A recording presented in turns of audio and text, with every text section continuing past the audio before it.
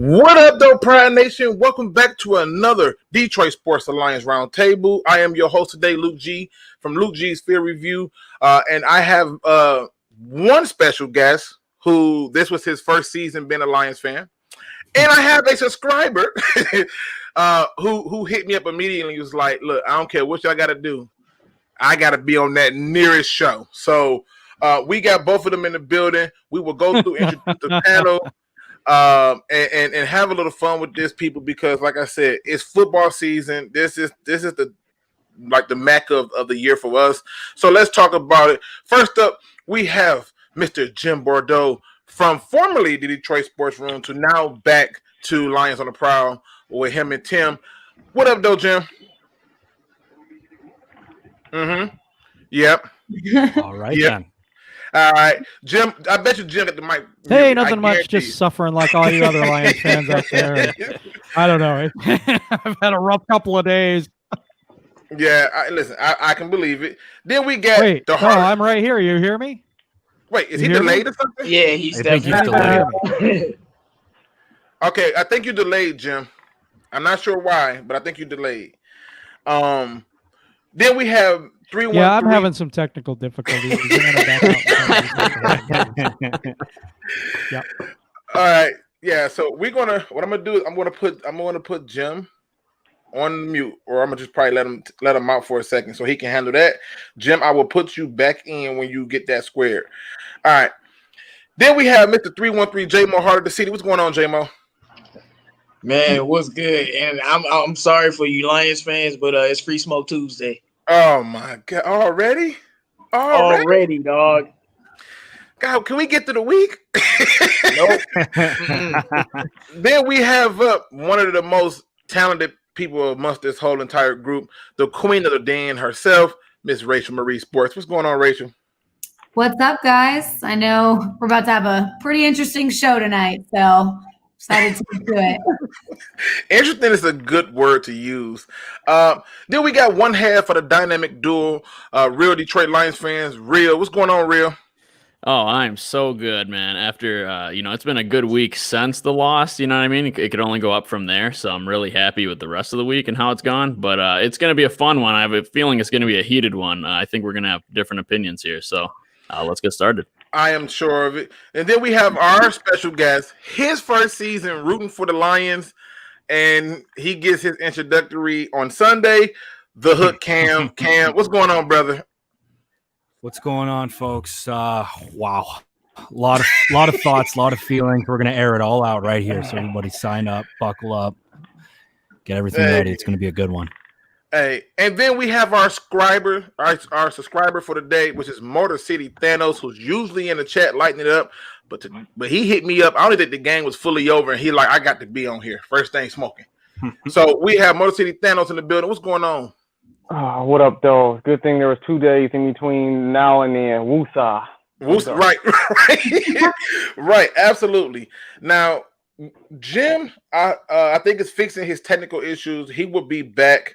So I want to make sure we get them. I sent a whole lot of hashtag fire Patricias. I mean, it's a bunch of them. And I'm amazed. So, wait, I hear somebody's like background. They got to mute themselves. Let me see who's that. I don't know who that was. All right. So, all right, good people. We're a couple days out. A good way to breathe. And because we have so many fire Matt Patricias, that's where we're going to start this thing off. We're going to start it off with that. What is that sound? I don't know. I hear it too. I got it too. Yeah, might be Jim. Put Jim in the back in the. No, I took him out. Oh, you did? Oh man, never mind. Yeah, so I don't know who that is, but I just went through and muted a few. I'll figure it out later. All right.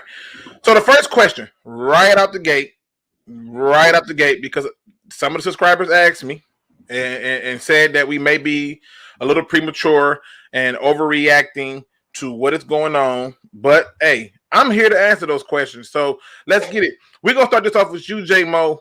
Are the fans overreacting when they are calling for Matt Patricia to be fired? Is that an overreaction? I would say you're not reacting enough if you don't think you should be fired. What? Yeah, because no, like that's my response. If you don't think he should be fired, then you're not reacting enough. We're not overreacting. This is the correct response to information that's been presented. I mean, like, I don't know how many years you need to see the torture and how many games we have to go through this. Lions have lost like the last 13 or the last 14 games. And I told you, Lions fans, the fact that he went 0-8 was alarming to me. There is no excuse. I don't care how good you think Stafford is to lose every single game, and you are going against some terrible teams. No excuse. And he starts and he loses to me. Like, Mitch Trubisky plays better versus this man's defense than Aaron Rodgers. This is inexcusable. This is inexcusable, and I don't think you're overreacting. How could you watch that game and want Matt Patricia to still be the head coach? That's all I got to ask the Lions fans. Make sure you guys like the video if you haven't already, man. Okay. All right. Absolutely. Make sure you hit that like button, ladies and gentlemen. Get the video in circulation.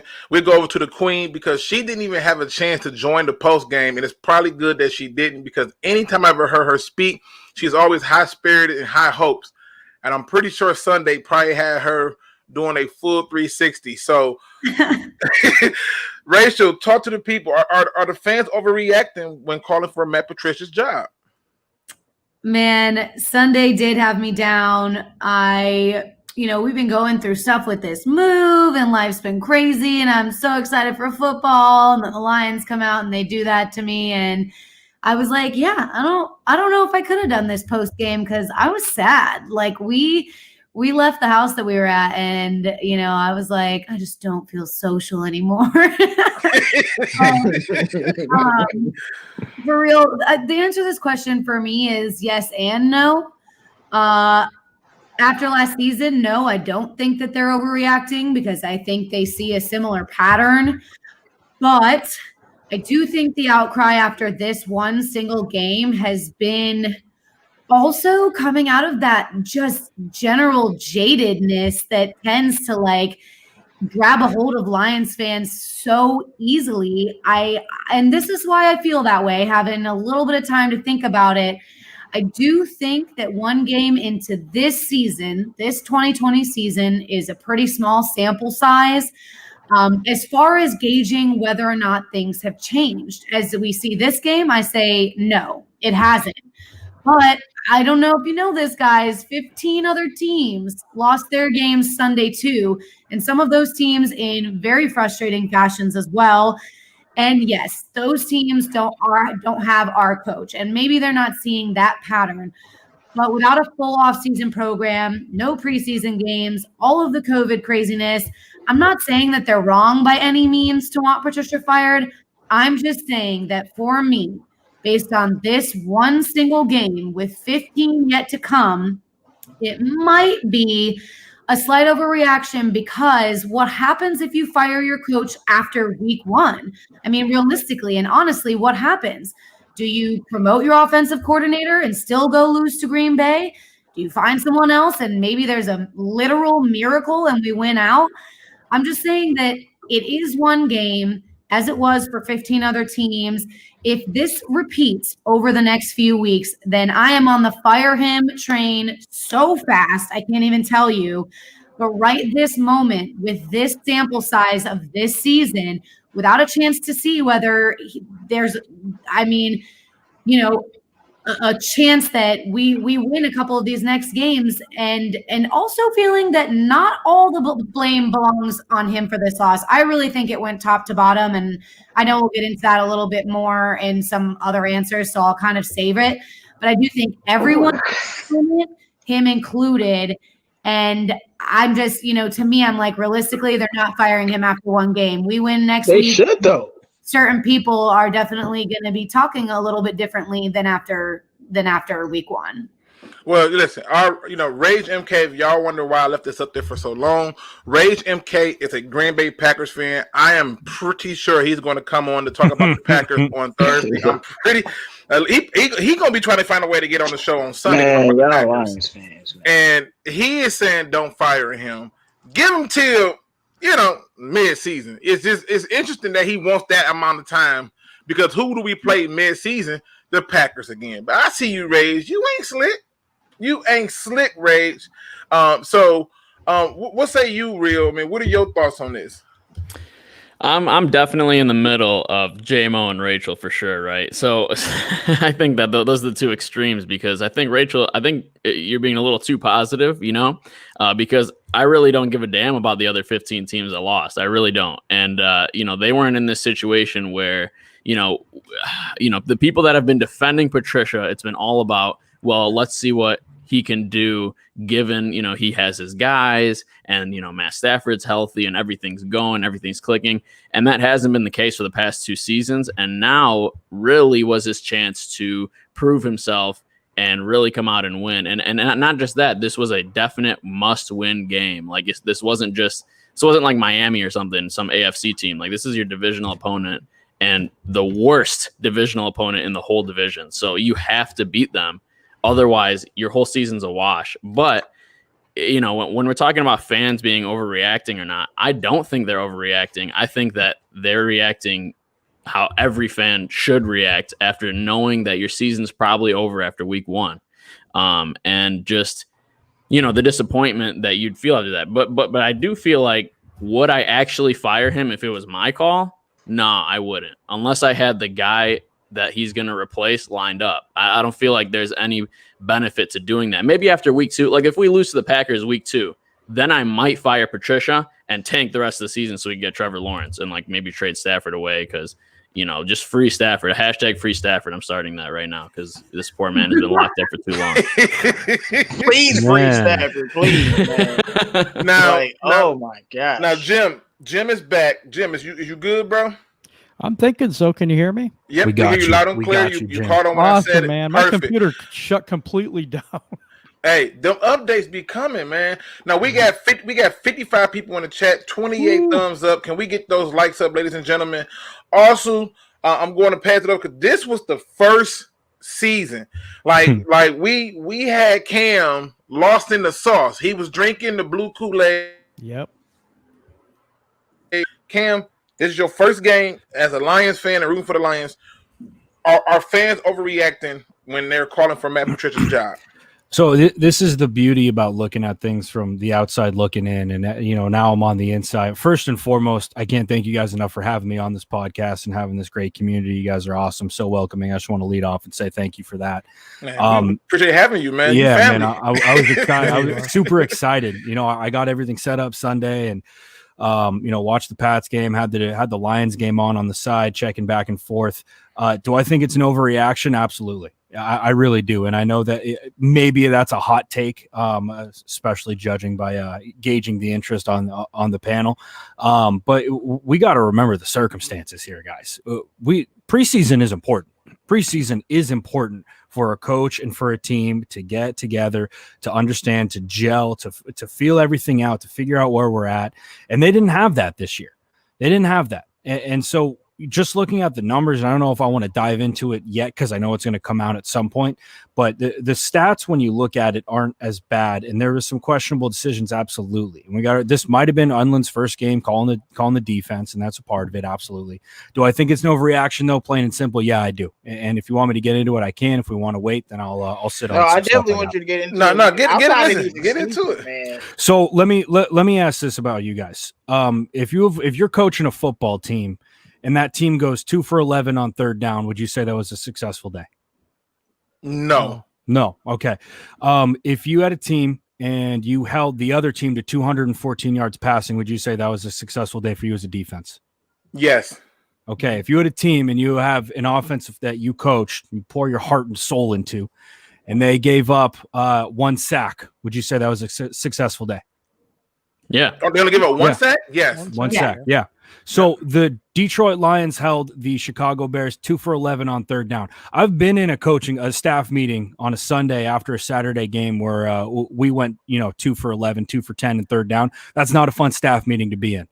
And I've been in the same room where we held a team 214 yard, 200, sub 250 passing. And that's a really fun staff meeting to be in. Right. And I've been in as an offensive line coach, I've been in a staff meeting where we only gave up 1 sack. And I can tell you what, I'm feeling pretty damn good about myself. Right. I'm feeling pretty damn good about myself. The Lions had a bad fourth quarter, and they had a bad opening game in a season where there was no preseason, where you have a new defensive coordinator, where you have a bunch of new pieces coming into this team. I think it's an overreaction to call for this dude's head. And I understand the history. I really do. And when you blow leads late in the fourth quarter, it's not good, especially when it continues from one season to another. But we have to also understand all of the circumstances. We have to ask you one question, please. All right, go for it. When we lost to the Jets, Matthew Stafford threw 4 interceptions, JBC, excuses, he just came off the Super Bowl. Next year, we lose to Arizona. Oh, they got tired. Jared Davis was hurt. We didn't have our full D-line. This year, it's another excuse. I just don't understand why for this specific coach, it's always some type of deep excuse that you got to look through and sift through to try to find a way to say that he's not garbage. Like, it's just so funny. Because our defense definitely showed up the first 3 quarters, but it's about the last quarter when you let Mitch Trubisky score 3 touchdowns. Yeah, but J-Mo, all 3 of our cornerbacks were out. All 3 of our starting cornerbacks were out, and Jamie Collins was ejected because I don't care if our cornerbacks were out. Okay, you have bench It's players in. Like, you're asking why Trubisky lit us up. That's why. Put in Okudah, put in Trufant, put in Justin Coleman. Let's see if that happens. We also got these guys, just like you're talking about Hood Cam. Why are they playing man when they should be playing cover 2? I know. I'm going to get into that. Trust me. It's a lot of things that I've just seen so many. Every time Patricia has a stupid loss that makes him look like a terrible coach, everyone has all these excuses, and I just don't understand. We watched this man blow a 23-6 lead, and we watched him have the most fourth quarter blown leads in the NFL. How do you give up 540 points in the fourth quarter? I don't understand. I think 0-5 against the Bears.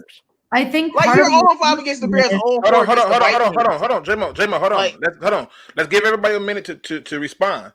Cam, what's up? What's your response to that with J-Mo question? I understand. Like, I get it. I really do. But when we look at the changes that were made this offseason and where they were heading, and they are in the right direction, I still think the Lions are in the right direction. People are writing off next Sunday as that's going to be a loss to the Packers because of what the Packers did to the Vikings. Let's understand the Vikings trashed their entire secondary, and then they were like, all right, everybody get out there, we're going to go play Aaron Rodgers. And like that's a lose-lose situation for those cats. And I don't know the health of the corners going into this week. If they're banged up and they're not playing, we got some issues, 100%. And but that's one cat. Like, if Desmond Trufant's playing, and who was the other? Was Okudah. Justin Coleman the Okudah? Yeah, if Trufant and Okudah's playing, he's still injured. Well, that's what I'm saying. Like, if he can play, like, you put Trufant on Devontae Parker, you hope that he can hold his own. You give him safety help. But again, I want to get into the schematics and what I saw late in the game later. Bottom line is I do think it's an overreaction. And J-Mo, what you're saying is 100%. There is weight to everything that you're saying.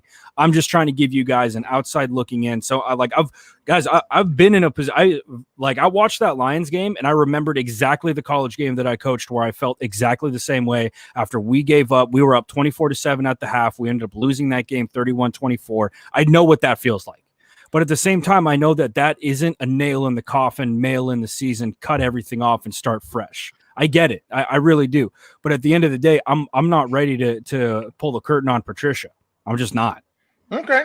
Now listen, we got 61 in the chat. We only got, I think I count 33 likes. Let's get those likes up, ladies and gentlemen. We will be addressing everything today. We do this every Tuesday and Thursday. Every member on the panel, minus Motor City THANOS, because I don't think he have a YouTube channel yet. They are linked in the description. The Hood Camp is linked in the description. 313 J-Mo, linked in the description. Real from Real Detroit Lions fans, linked in the description. And you got to go watch his live reaction video. He went full Ric Flair. I swear I'm not laughing. I swear. RachelMarieSports is linked in the description. And the Lions on the Prowl is linked in the description. So, and if you don't find it there, they all are featured on my channel. So there's no way you cannot subscribe to these people. Okay. Motor City THANOS, you are our subscriber guest. Is it an overreaction that people are calling for Matt Patricia's job? Mm-hmm. Yeah. All right. I don't know what happened to her. Technical issues. Let me see. Okay, there I go. Hello. Okay. Go back. Yeah. If I'm gonna be You got technical so about with it, then yeah, it is overreaction. But what I will say is overall, no. Because overall, if you look at it, Matt Patricia has coached now 33 games for Detroit Lions, and out of those 33 games, he won 9.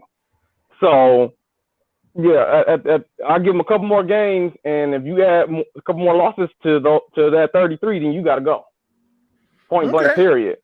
So, you feel like you give him a little bit more time. Okay, listen, I'm not shooting down anything nobody's saying today, people. If I'm looking at the short term, just focusing just on the fact that it is week 1, like the Queen said, it is week 1. I mean, I want him going regardless. But like I said, if I'm just looking at it from the fact of this season, if I'm just looking at it from this season and I'm being fair about, okay, it is week 1, then that's what I mean by no. But I'm just somebody that wants him out of here regardless because of some fact, like I just said, he's coached.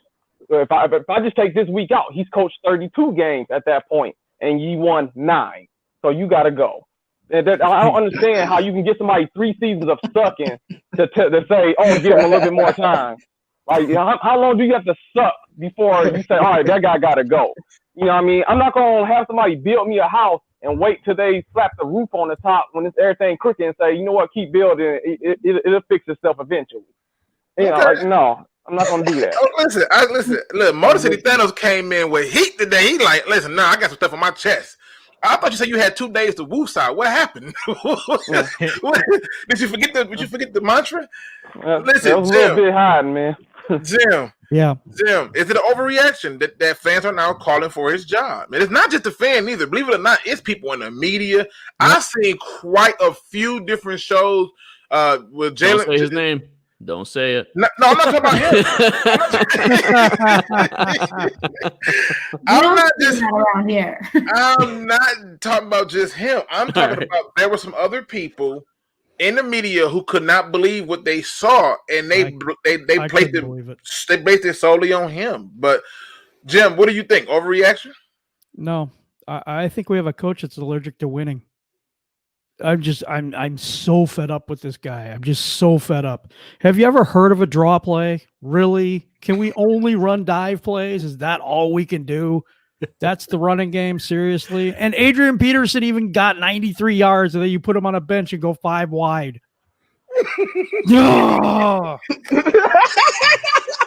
Well, please explain this to me. Where is Bevel in that? Like, what is his responsibility in what you? I'm saying they're all all to blame. Look, did you watch the Patriots game? No. I watched the Patriots game. Bill Belichick ran the ball so many times, you would have thought that that's all he knew how to do. That's what you need. That's when you need a coach to tell you to do certain things. Don't go. He's not going to go 5 wide. Right. I have a question. Where's all you guys that were like, in Bevel we trust? Now you're like, well, Matt Patricia has to tell him to do differently. No, I'm saying it was a full collapse last year. I said the same thing last year. Talk, guys. Jeez. Listen. I'll put it like this. As far as I'm concerned, I think Rachel is right. It's a terrible thing from top to bottom. And to me, if I was forced to put the blame for that loss on one person, yes, I would put it on the head coach. But she's right. Everybody was talking about how good and how much we trust Darrell Bevel. And a lot of them, I really believe this. I stand by this. Matt Patricia allows Darrell Bevel to call his offense. He does not bother him. And yes, could that be a bad thing? Absolutely. But is that the reality? Yes. And to me, there's accountability on Darrell Bevel for that.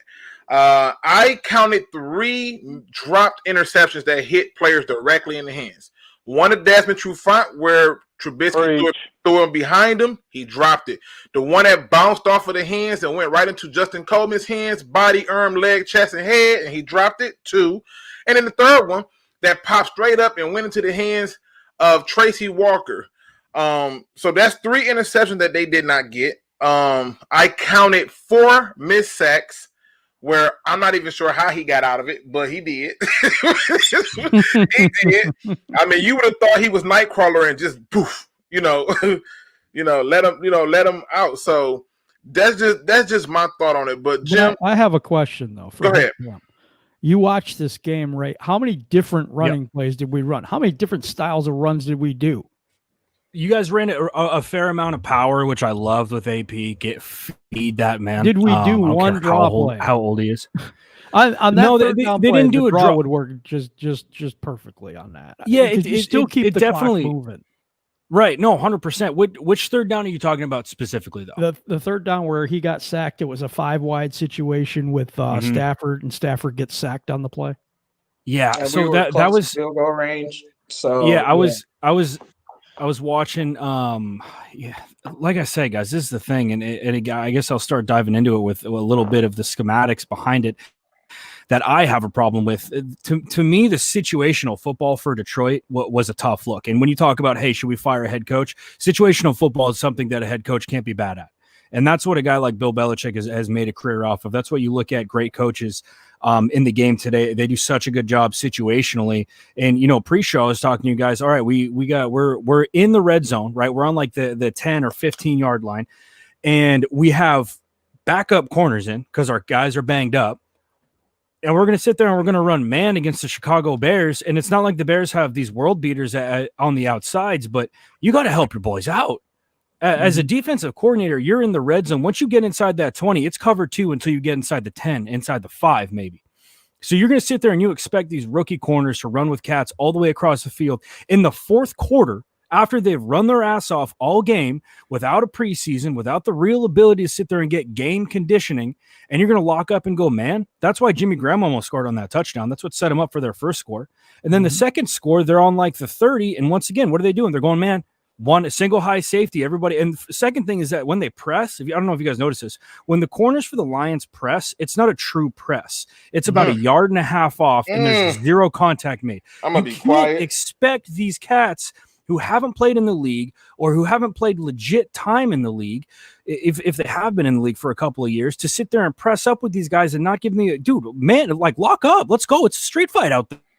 We got to lock up. We got to press this to get the timing off. And with that throw to Anthony Miller, best ball I've ever seen Mitch Trubisky throw. But you look at it, Mitch Trubisky drops back. He looks left, which is going to pull the safety left. And then he just puts one over in the bucket for Anthony Miller. So situationally for the Lions, and then on top of that, Jim, going back to what you said, I'm pretty sure the play that I'm thinking, I was just trying to look it up. I'm pretty sure the play that I'm thinking of is the same one that we were talking about, that you were talking about. Yep. They go 5 wide. It's like 3rd and 3 pretty much, right? I'm pretty sure it's 3rd and 3. They go 5 wide. And I like, you have to understand the evolution of football and where it was and where it is now. Football used to, and I'm going to throw it to a cat. They're going to make one miss. I trust my matchup.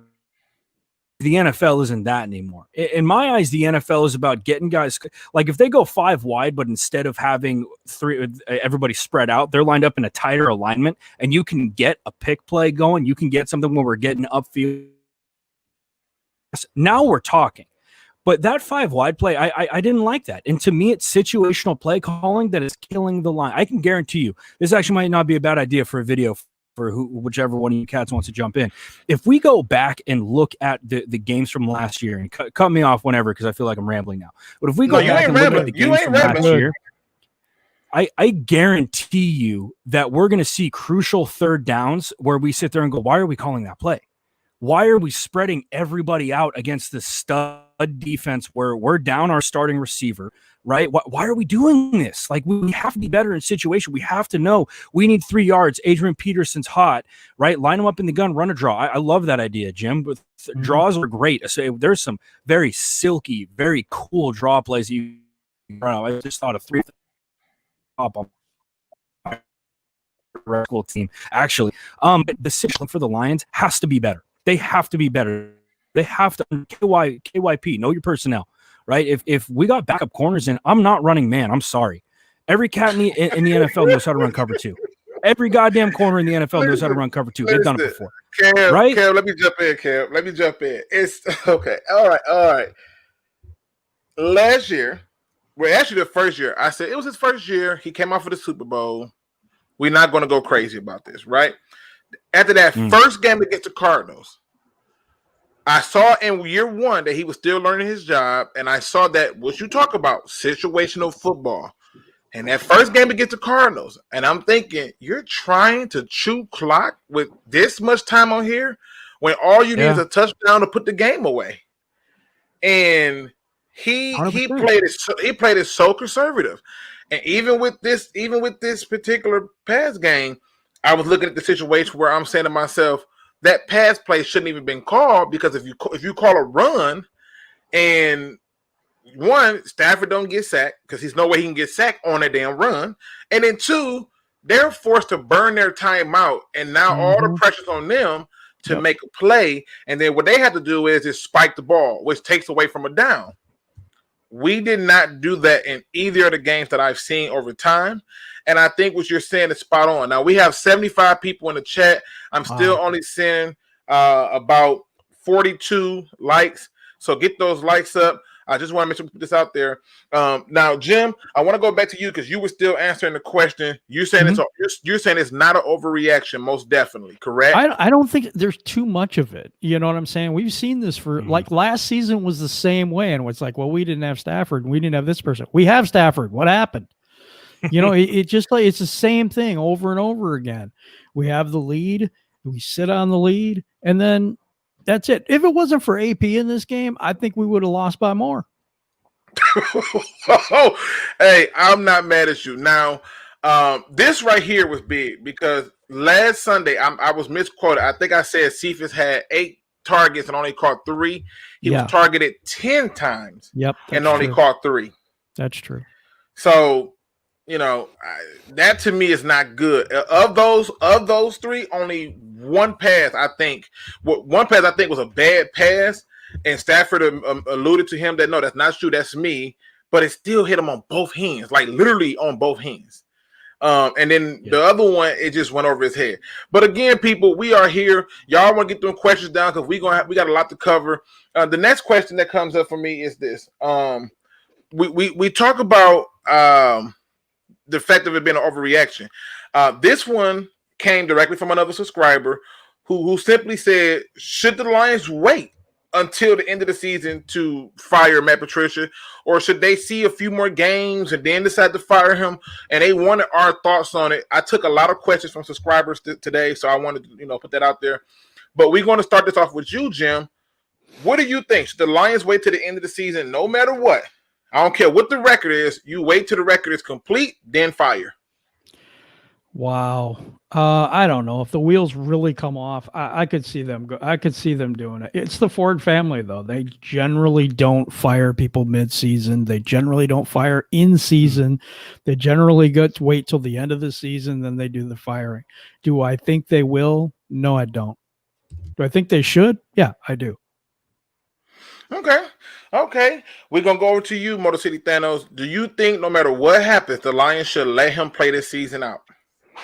No, because if we well under 500, you got to get your ass up out of here. I'm not waiting for anything. If you well under 500, you got to go.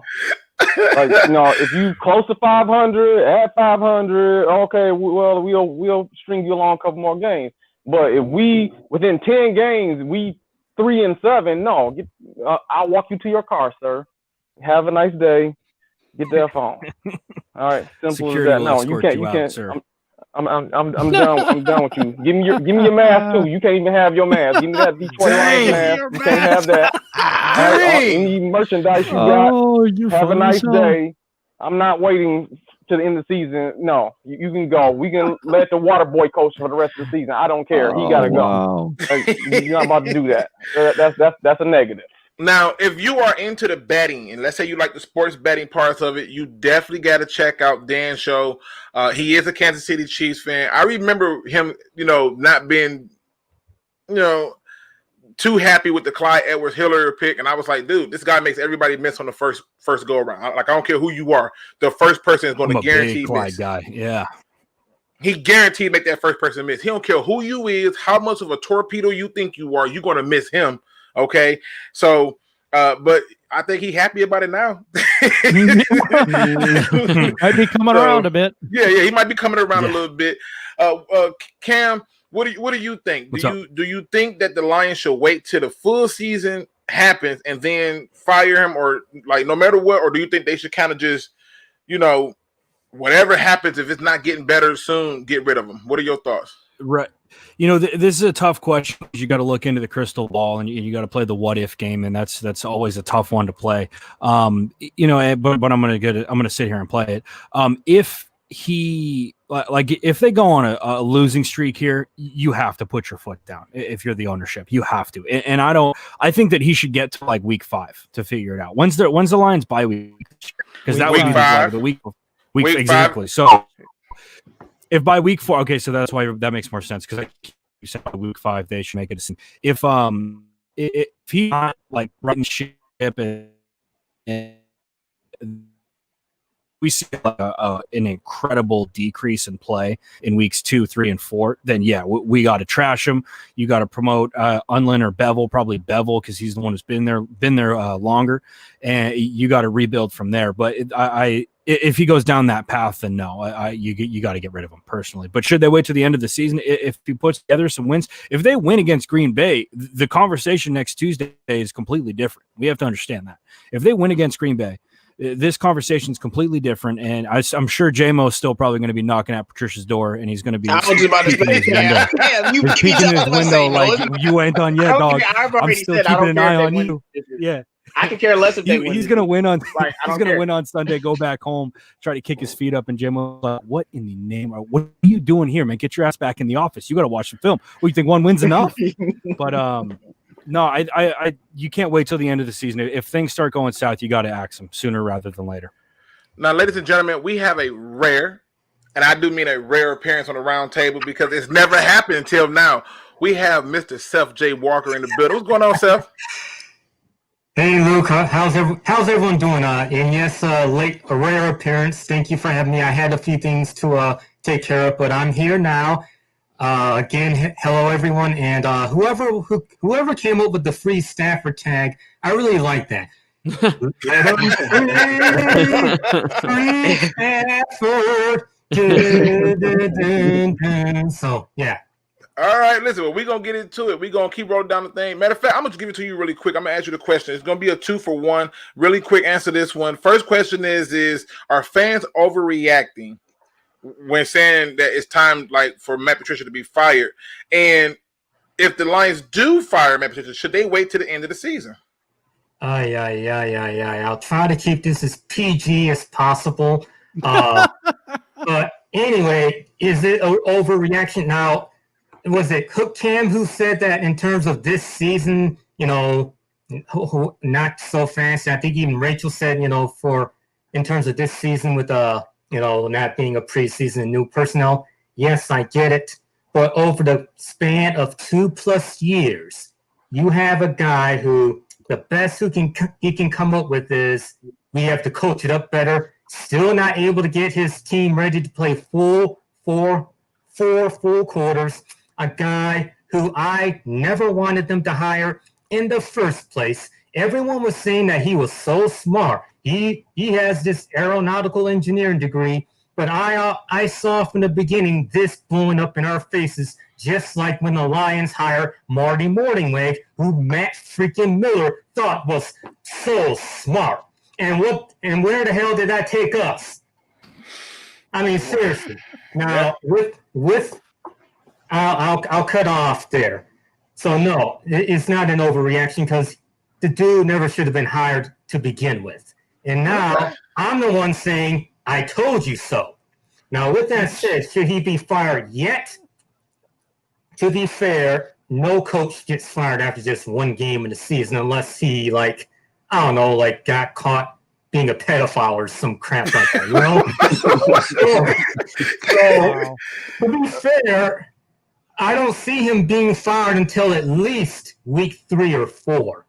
But who that said that, knowing that it's the Fords, I think, was that you, Jim, who said that the Fords don't hire, don't ever fire anyone?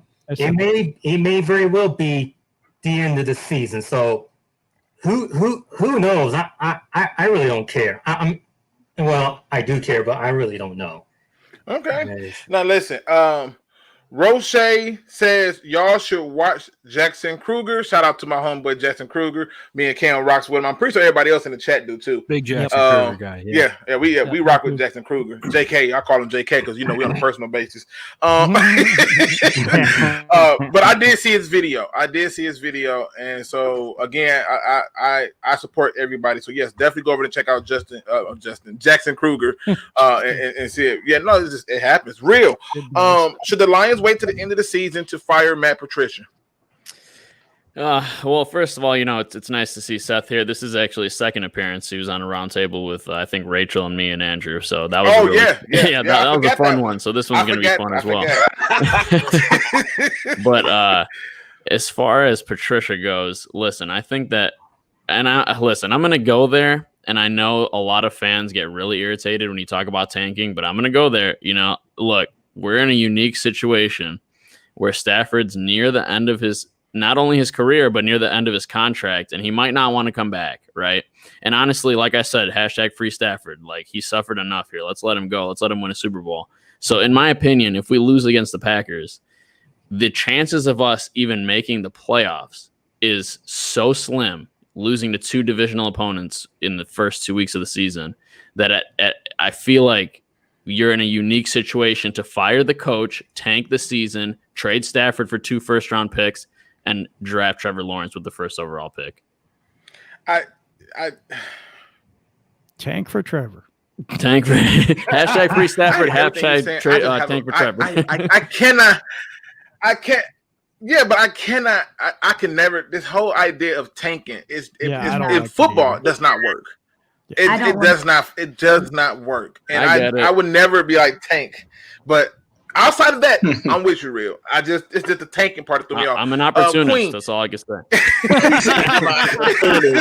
Wow. Did somebody say tank? Okay, let's do it. Yeah. Right. Like what? Tank? Tank us on the table? Tanking thing. You gotta ask the players to lose these games. Listen, let me ask you this, I Queen. think we can lose them all by ourselves. I mean, if we trade based on the Stafford, first we're game. going to lose the games. That's what I'm saying. If we trade Stafford after week 2, I don't know who would even want him, but hey, maybe Jerry Jones will bite. Well, listen. Let me just put this out there. Like I said, I am totally against the idea of tanking. I'm not rooting for my team to lose. I'm not. I don't care how much I don't like the head coach. I'm not rooting for my team to lose. That's just me. But Queen, talk to the people. Do you think we should wait to the end of the season to walk away from the head coach? I just think that I don't have the answer for that right now, because what it depends on is the record moving forward from this point. Truly, if we are at week 6 and we're 4-2, and we're actually, I guess technically we would be 4-1 because we already had a bye, then am I calling for him to be fired? No, and probably nobody else is really. But if we're 1-5, then that's a totally different story. I think looking at it from right now, and somebody just said it in the chat, like, it is still just week 1, and I'm not ready to answer whether or not I think the coach should be fired before the end of the season. If we're 1-5 at week 6, then yes, absolutely. If we're 5-1 somehow, then no, and I don't think anybody else is going to be saying it either. Okay, that's a fair point. Now, listen, let me just tell y'all, I love me some old-timer Dave. Y'all know, even though he a Packer fan, he's still trying to offer us up help. I'm sure we could work out a deal for Jordan Love. So, I'm pretty sure he would. Now, listen. Do you see Tactile Puma's comment? Listen, I'm getting to it. I am getting to it. Wide receiver. I'm getting to it. All right, J-Mo. I know your answer, but humor us, okay? Humor us. Should the Lions wait till the end of the season to fire Matt Patricia? No, after we get blown out by Green Bay, you fire Matt Patricia, because that's what's gonna happen. But we can have hope. Good, and I say this because I care about y'all Lions fans. I can't believe I finally woke up. It took me a while. I know we're not about to have a good season, and I feel sorry for y'all. And we always go down with the sinking ship. I've done it plenty of years. And I just know, even if we keep Patricia the entire season, this is not a playoff team as long as he's the head coach. I want to cut bait because I care about the fans. I'm trying to win football games. And if he's the head coach for 16 games, we'll end up not in the playoffs. And that's how I feel. But no, I'm not going to fire him after the first game because I've already said it before. I don't care if they win this week. To me, you got to win the next 3 games if you want to be a playoff team. Going 2-2 is the same thing that'll fool every Lions fan. Then we'll beat the Jacks, feel good, and then we'll lose to Atlanta, then we'll lose to the Colts, then we'll lose to Minnesota, and we'll be like, how are we 3-6?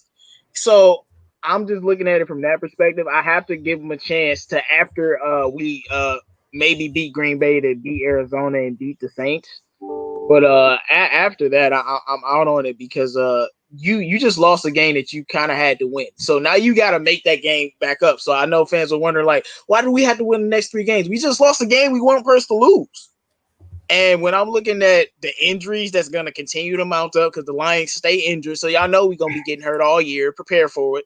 When I'm looking at that, you have to win games and win something now. And he almost did it last year. We got messed over in the Chiefs game, and it gave us a little hope. But let's see him do it again. But I got to give him a chance to win 3 games. I don't think it's happening though, but I got to give him a chance. Well, I can care less about next week.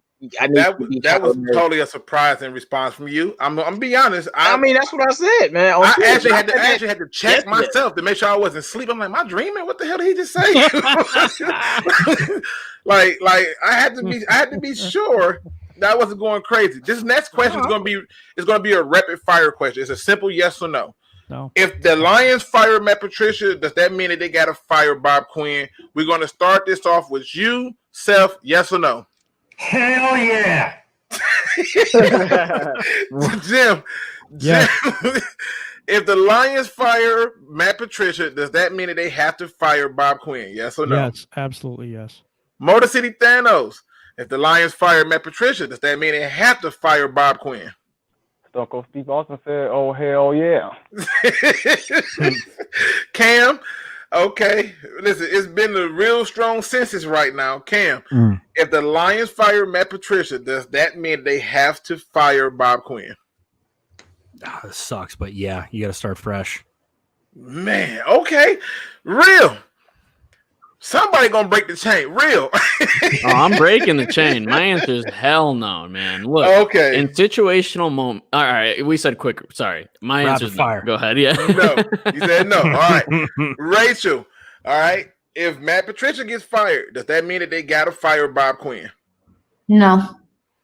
J-Mo, I know your answer, I feel, but humor me. If the Lions fire Matt Patricia, do that mean that they have to fire Bob Quinn? No. Okay. All right. Now I'm going to answer this one, and to me, it's a yes. It's a resounding yes. You just have to, because I want whoever come in next to be a fully experienced person and to have total control, like Jimmy Johnson. Mm-hmm. That's what I want. Hey, we said rapid fire. What the hell? I'm just saying. He can do what he wants. He's the host. Listen. I'm just getting through this. All right. So one of the biggest things that came out from that debacle of week 1 was a press conference, and in this press conference, a particular reporter, one Mr. Michael Rothstein, who has been on our show before, shout out to him, asked a very wonderful question. And what he asked Matt Patricia is there something wrong with your coaching in the fourth quarter that's leading to all these blown leads?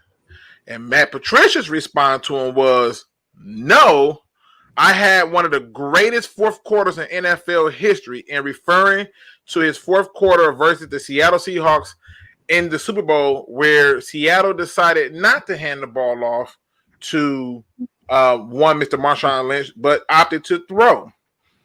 And so the question that I have for you guys on the panel, and we're going to start this off with you, Real, is should people be upset with that response from Matt Patricia?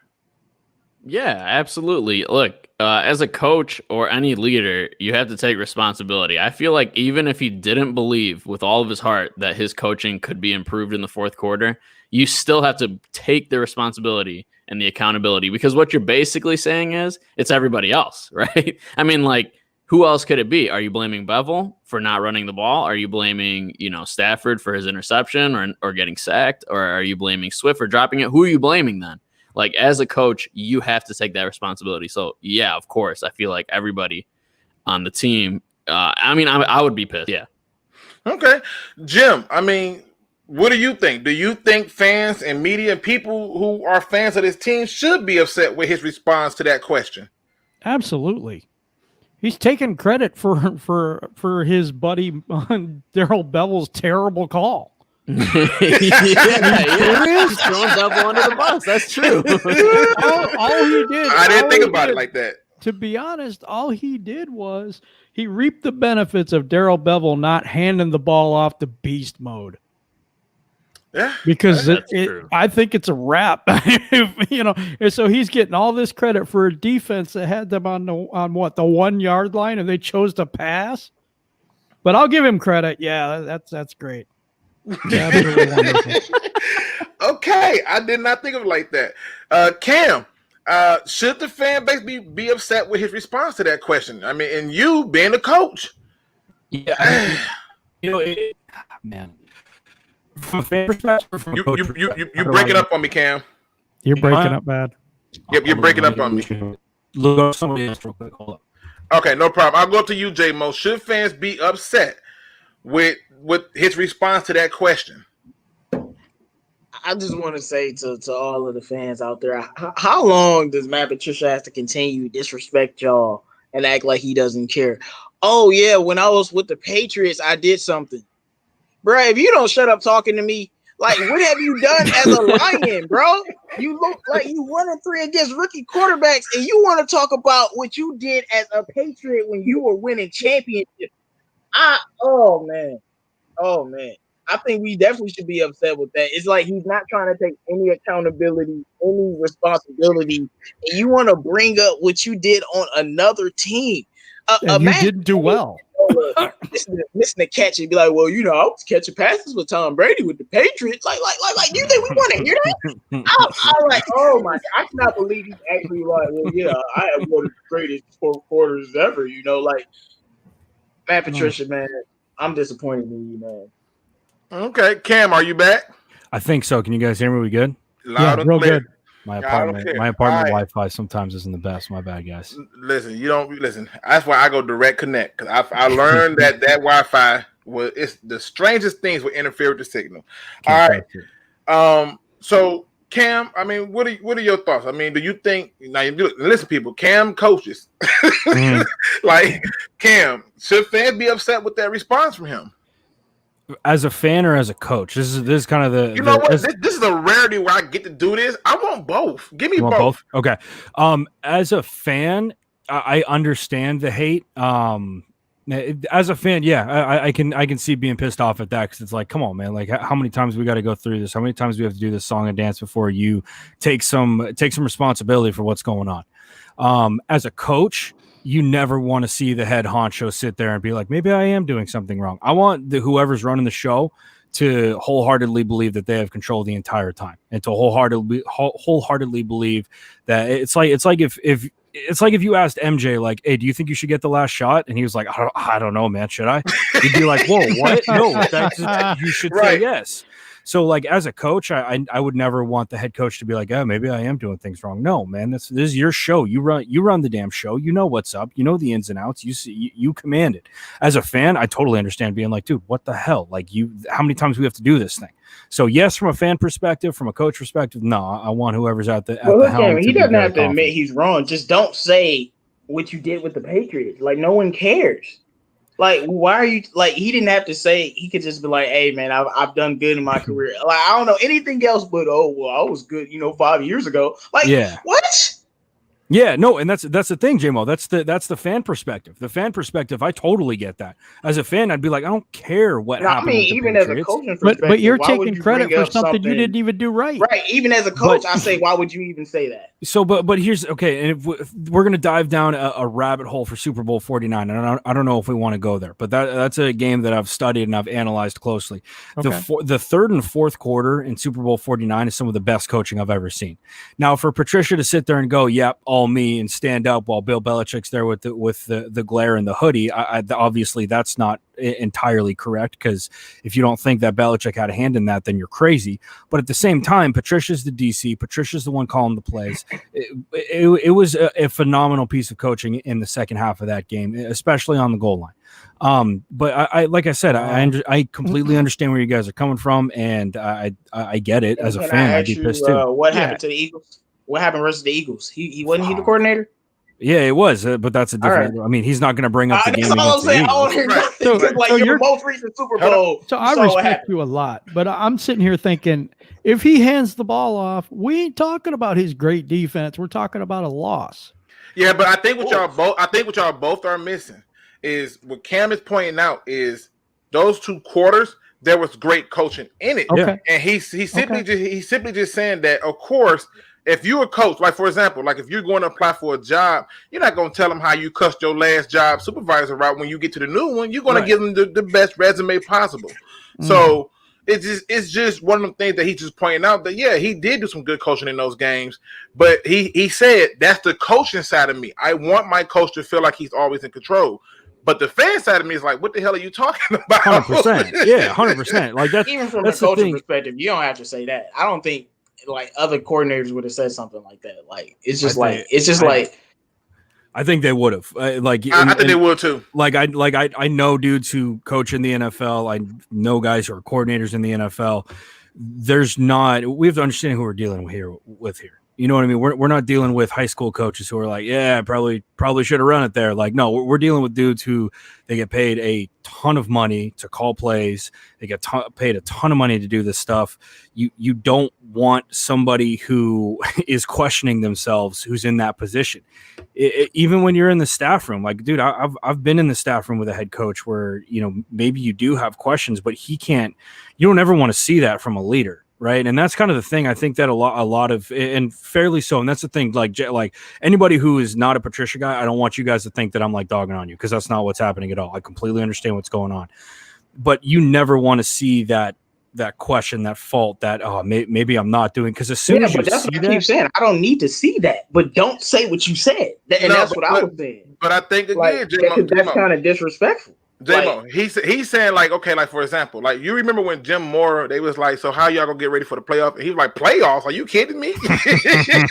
That got Jim Moore fired, because it was like, you don't even believe that you're gonna get there, so why am I keeping you? And I don't have any doubt that Matt Patricia believes in himself. That's not my point. Right, all we point out to you, J-Mo, I know what you point out to me. We talking in circles. That it's just. I wanted him to give me the coaching perspective and the player perspective. To the Queen of the Den, what are your thoughts? Should fans be upset with the statements made by, Matt Patricia about him having the greatest fourth quarter in NFL history? So, I mean, to start this off, did all of you guys watch that full post-game interview? I didn't. I did not. I'm taking out of context.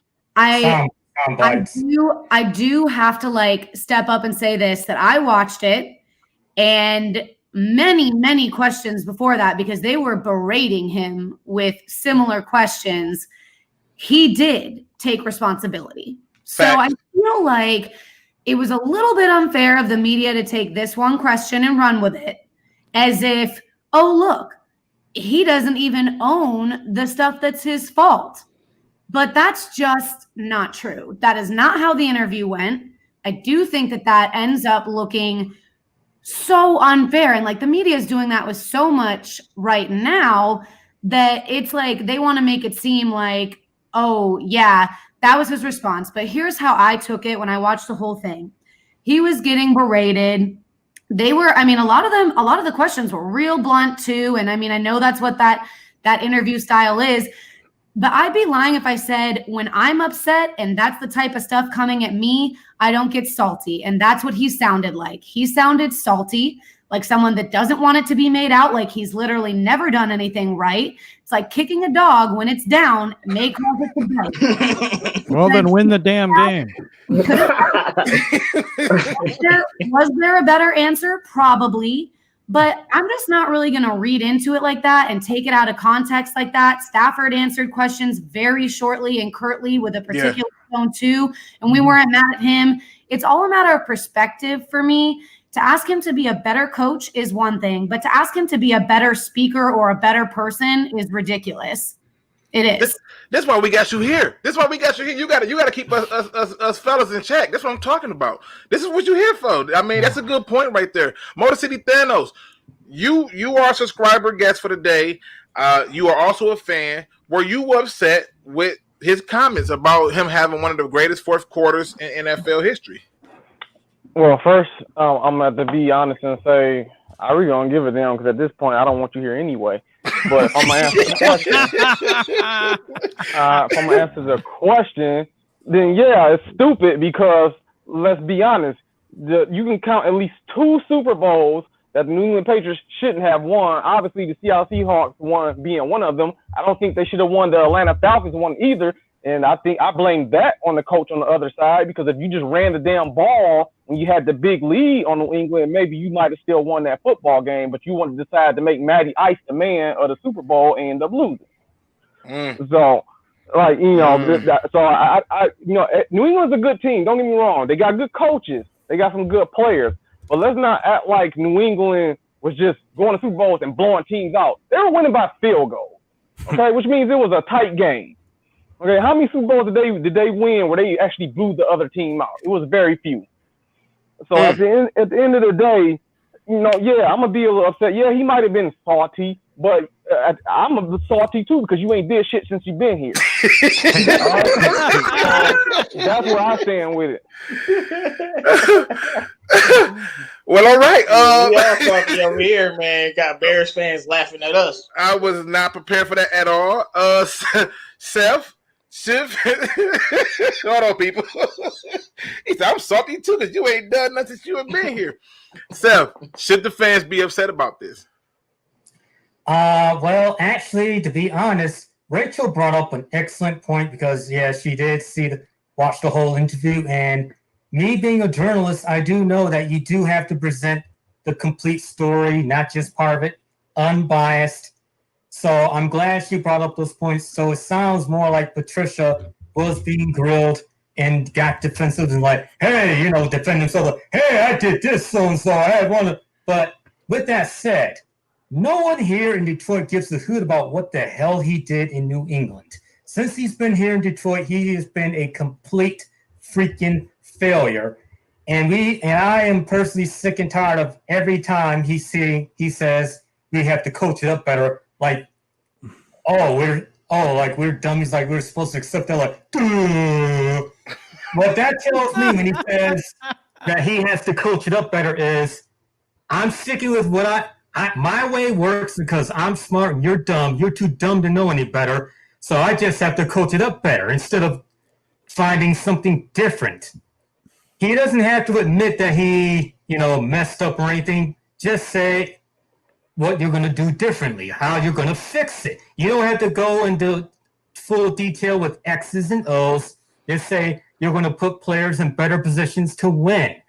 It's like, instead of, like Slay said, put square pegs in round holes, which is, again, I go back to what I said about him, about me not wanting him hired in the first place because I just had that gut feeling that it just was not going to work out well, especially when Mr. Quin claimed that we were going to move up to trying to get to the level of winning playoff games, competing in winning Super Bowls, and you go out and hire a first-time head coach instead of a proven guy like Andy Reid or Mike McCarthy, someone with a proven track record for success, and instead we get a freaking rebuild. So, yes, I'm upset because to me he sounds like a freaking moron when everyone said that he was supposed to be so smart.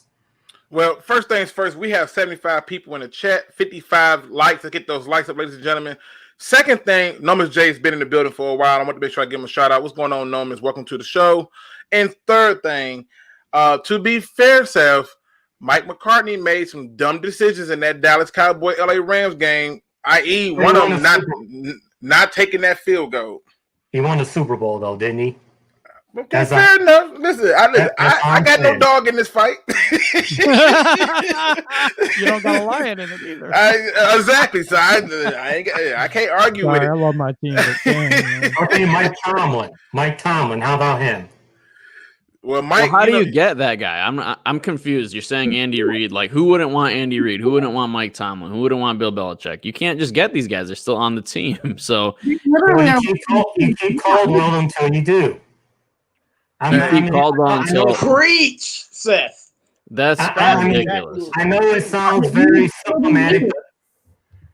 That's ridiculous. Because like Lions fans have this notion that just because Caldwell hadn't done anything at 4 years, it was never going to happen. So instead, let's waste 3 years with Patricia.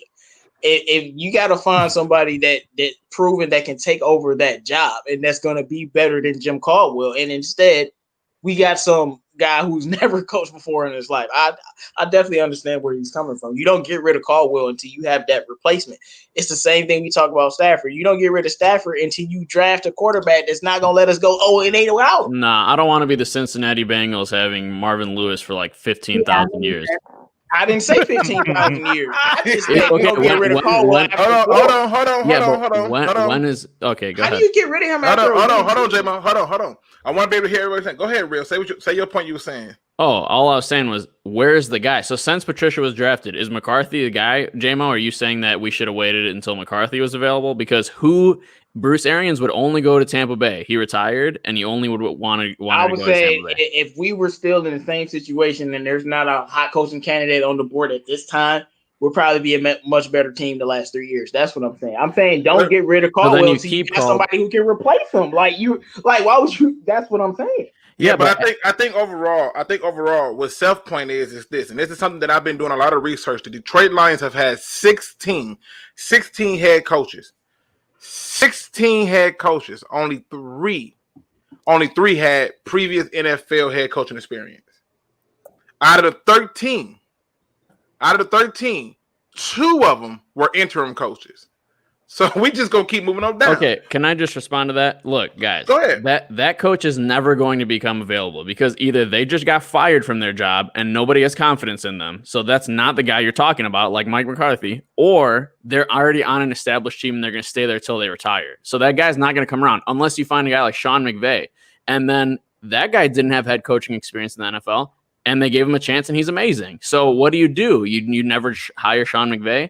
Bob Quinn thought he had his Sean McVay. Don't hire Patricia. That's what you do. Yeah, but we didn't know that at the time. He was winning Super Bowls. We didn't know that he would be a bust, right or wrong?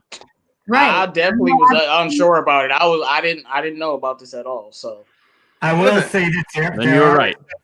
Go ahead, Seth. Because I, for one, and had the Lions hired Mike Vrabel instead, I would have felt much better about Mike Vrabel than Matt Patricia, to be honest. Why is that though? Because his only year as a coordinator, I'm sorry to interrupt, but it's kind of irritating me. His only job was a coordinator for the Texans, and they weren't even that good, and they had J.J. Watt. Like, I don't even understand the Vrabel thing. He had way less experience than Patricia, and he had nothing to go for except for the fact that they said he was a leader of men, and he was very approachable and a leader. Well, yeah. So you think Vrabel would have told Darius Slay what he told him? Because he's a leader of men.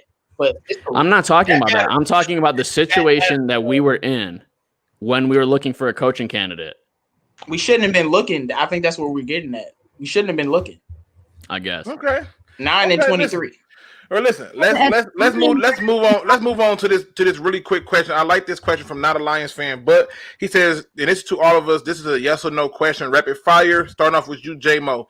Does Patricia come off like he's too good for Detroit? 100%. Rachel, does Patricia come off like he's too good for Detroit? Literally not at all. I just love her response. Jim, does Patricia come off like he's too good for Detroit? I don't think he does. No. Real, does Patricia come off like he's too good for Detroit? No, I don't know. Not at all. Motor City THANOS, does Patricia come off like he's too good for Detroit? Who cares? But no.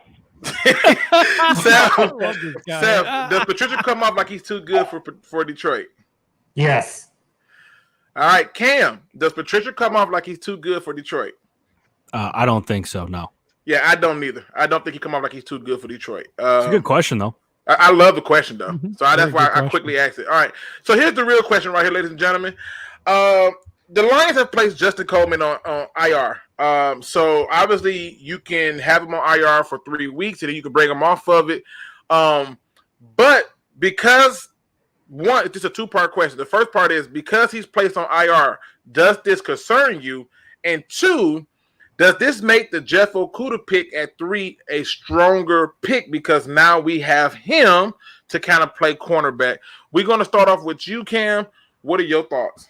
Yeah, I mean, I think that nobody drafted Okudah and they were like, Coleman's going down week 1. Like nobody thought that, but does that make this pick look better? Absolutely, 100%. I think it's good for a couple of reasons. You kind of thrust this rookie into the fire. And to me, I don't, it's tough to get guys better in just practice. I think that, having guys getting game experience is the best possible thing. So I think that it is going to help him in the long run. But ultimately, yeah, I do think that it makes the Okudah pick look better for sure. All right, Motor City THANOS. With Justin Coleman being placed on IR, does that concern you? And does that the idea that we have so many injuries at the secondary now make the Okudah pick a little bit stronger in your opinion?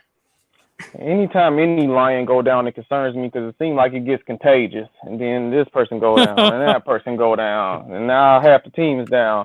As far as the pick goes, no, because let's be honest, when he got drafted, everybody expected him to be starting in the first place, and where is he? On the sideline. So that's kind of where it is. Okay, Rachel, does it concern you that Justin Coleman was placed on IR, and does this move of injury that we had make the Okudah pick more stronger?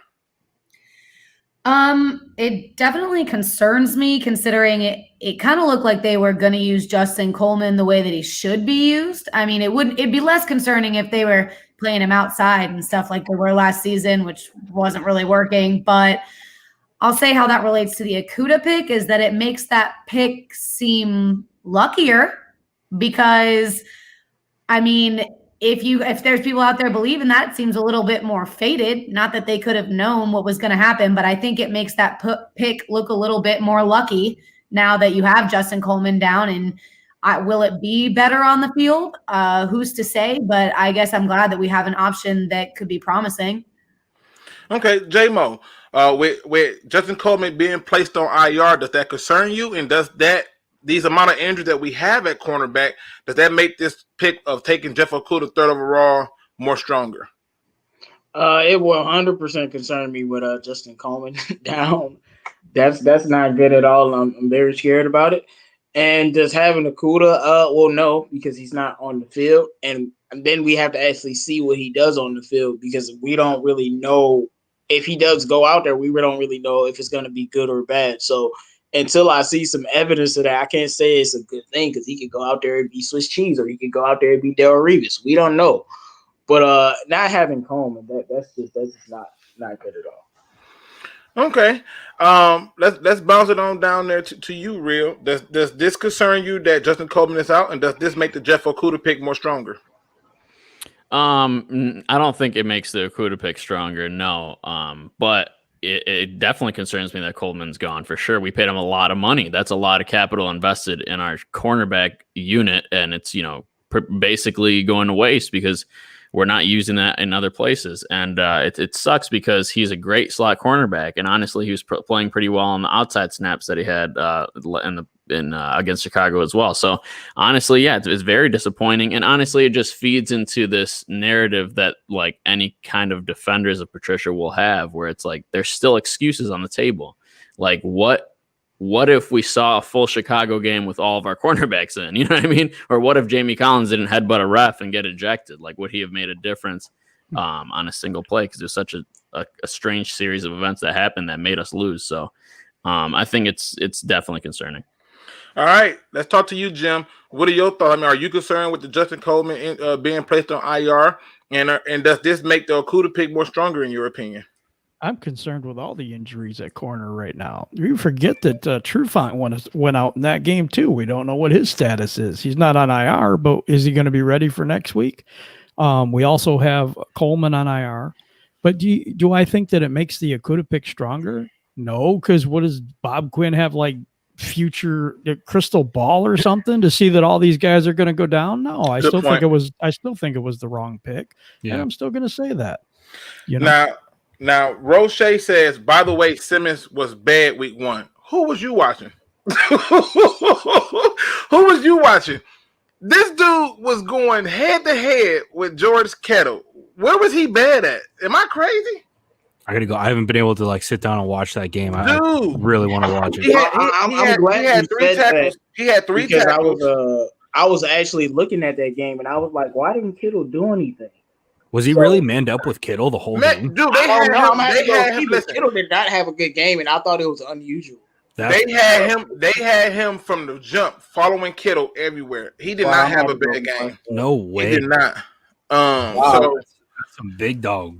Seth, let me ask you: are you concerned with Justin Coleman going on IR, and does this make the Okudah pick more stronger? Well, of course I'm concerned because Coleman's one of your main guys in the secondary. So anytime a guy like that goes into IR, of course it concerns me. It's never good when one of your main guys is injured. Even if he's only on there for like 3-5 games and it's not season ending, it's always concerning. Whether it's makes the Okudah pick stronger, I don't think that's the right word for it. Does it make it more important, more crucial? Perhaps. But in terms of whether or not stronger, in terms of whether Okudah will, be better for it, yes. This will give him the opportunity to see what he has, but cornerback is a hard position to learn, coming in from college. So, I just don't know. It's going to be, he seems like he has all the talent to be able to be a good shutdown corner, but it's going to be sink or swim for him. So I just don't know. Yeah, it's funny to me because I see Tactical brings up a point about C.J. Henderson had a great debut. I think Simmons had a great debut. I'm pretty sure when Cam's going to go watch the film on that and he's going to make a video about it, I'm 1,000% sure that's going to happen. But I'm telling you, I did not see him have a bad game, and I just being honest about it. Now, here's my thing. Am I concerned with Justin Coleman going to IR? No. I think what they're doing is they're giving him time to rest up, but the reason I'm not concerned with it is because they're saying that it's a hamstring. You know who else got a hamstring problem? Jeff Okudah. Why they ain't put him on IR? You know who else got a hamstring problem? Desmond Trufant. Why they ain't put him on IR? And I think the reason they didn't do that is because they're going to probably, and this is just me trying to give, an explanation of sorts for Matt Patricia. I think he's going to adjust the way he's running defense now, because in this man, and you got guys with hamstring issues, you just can't keep this up. Yeah. You can't. And Cam alluded to this earlier with us doing this with guys we picked up off the street at cornerback. So just food for thought. I don't think you can keep that up, and I don't think you can manage anything like that. Now we'll move on to this next question, because as we get closer to this is the one I've been waiting for. I think I'm gonna start this one off. And to me, boy, the question is, how should Patricia handle the Jamie Collins ejection? And I'm just gonna put this out there. If he wants to get any respect in that room, he should bench Jamie Collins for the first half of the game against Green Bay. There is no excuse for you to be brought in to be one of the leaders of my team, to be one of the guys to show these people what I want, what I expect, and what I need from them. And you go out there and decide to be full-on demo. There's no excuse for it. If he's a legitimate coach, it's no way Jamie Collins start. I don't care how stupid he think it is. If you can call out Darius Slay and you can call out Quandre Diggs and everybody else, you need to start off by calling out one of your guys. And yes, I'm doing air quotations. Your guys, you need to call that guy out and bench him for the first half of the game. Because what he did hurt the team more than anything else. It's one thing to be hurt and not able to play. It's another thing when you just stupid and get ejected and can't help us. And to me, if he wants to set a standard and show some coaching ability, he should bench him. Now, I'll start this off with you, Rachel. What are your thoughts on this? How do you think Patricia should handle Jamie Collins getting ejected? I I mean, I have been a little bit like torn about this. It's one of the more like drama things that I feel like we're talking about today and whatnot. I hear what you're saying, but I also think now he's in this position where like he's got to win this next game. And does that mean that he can do that? So I don't know, because if we're all like, I don't want to hear anybody like, oh, well, what if Collins had gotten to play or blah, blah, blah, blah, blah, all the blah. So I don't know what he's going to do. I think that was dumb. I think, they definitely need to have a man-to-man, but I wouldn't be mad at him if he was like, we're not going to have this happen again and we're going to move on. I mean, listen, I've seen everything from fine them, whatever you do, you had no problem exposing and calling out other people for doing dumb stuff. You got to start with your guys. Otherwise, you come off like a hypocrite. Like your guys is untouchable. They're unscathed. It's almost like you have children, and instead of you treating them the same, you just decide that, you know what, I don't like this one. So this one's not going to get anything. This one's going to get everything. You can't do it. What Roche says makes sense. Just call him out in front of the team then, because he didn't suspend Slay and he didn't suspend Diggs or any of that kind of stuff. True, but they didn't get ejected from a game neither for a rule that you should know. like they didn't get it in your first game. You're trying to make a point. I understand you're trying to show a point, but why not just go, okay, you don't see it, ref? All right, I'm gonna show you, and then drop the dude or go out there and ball. But I'm just saying there has to be something to set a precedent, in my opinion. J-Mo, what are your thoughts? How do you think he should handle this Jamie Collins getting ejected, man? How do you think he should handle this? I definitely don't think that he should allow him to start the game. I don't know about benching him for that whole half, but definitely don't allow him to start the game and talk to him, because I definitely think we do need him on the football field. Maybe bench him for a few series, even the first quarter, but nothing longer than that. That's just how I personally feel about it. That's cool. And the thing I feel like with Jamie Collins is, and a lot of not Lions, but a lot of players, they don't realize they're in a Lions uniform. I'm telling you, if he was in a Patriots uniform, he ain't getting thrown out the game. I guarantee it. And he doesn't realize he's in a Lions uniform. You cannot do that stuff. I mean, we had I said the exact same thing. Thank you. Remember when TJ Lane came over here and they were just calling for holding calls, and TJ Lane is like, they never called that in Green Bay. What is going on? I'm like, bro, you play for Detroit now. Yeah, you got a different team now. I'm willing to bet any amount of money almost that if he was in a Patriots uniform, he's still playing. That's why he did it, because that's probably what he's been doing. A lot of these players, they've been operating differently, and they don't realize where they at. Well, you in Detroit, bro, and if you touch a ref, you getting ejected. But I definitely think Patricia needs to discipline him, and definitely don't let him start the game. Never. And again, listen, my suggestion wasn't an NRBR. I'm just saying that he has to do something to make an example to everybody else that this would not be tolerated. I don't need you to demo anything. Let me fight the battle with the refs. Like I feel like that's what should happen, in my opinion. Real, you was finna say something? Yeah, can I go? Yeah. Okay, listen, I completely disagree. I think this is a really ridiculous question. He got ejected out of stupidity and ignorance. It wasn't out of like hate or him being a rebel from the coach or anything like that. There's nothing that needs to be disciplined here besides talking to him and saying, you are a dumbass. You know what I mean? There is no reason to sit him at all. And honestly, I feel like saying that he needs to discipline him is putting Patricia in a lose-lose situation, because if he sits him for any amount of time and he loses, everybody's calling for his head. If he doesn't sit him and we win, it's like, oh, okay, good, but then you didn't discipline your guy. So why are you in this lose-lose situation? Just win the damn game. I don't give a damn. I honestly don't give a shit what he does to Collins, as long as he wins against Green Bay. That's all I care about. Listen, I'm picking up what you're putting down, but to me, he was brought here to be a leader. I'm almost sure they named him as a captain. I feel like they named him a captain. You got to know better. You he was brought in to be the example of what the standard is supposed to be in my defense, and you're doing this. I don't care how minute it is. It's stupid. Like, yeah, we all know that you're not supposed to go over the speed limit. Hell, we do it all the time. But we can't turn around when we get caught with our pants on around our ankles and act like, oh, well, the police put us over for nothing. No, you got put up for your speed. Own it and accept it. All I know is if they suspend him, they should suspend Swift because he did something worse in that game. So okay, what is that? He dropped that game-winning touchdown. Come on, you're man. Crazy, Jim. How should Patricia handle? How should real crazy, man? He didn't drop a single ball last season. A single. I mean, but ball. you're comparing a rookie to a vet with Super Bowls. Come on.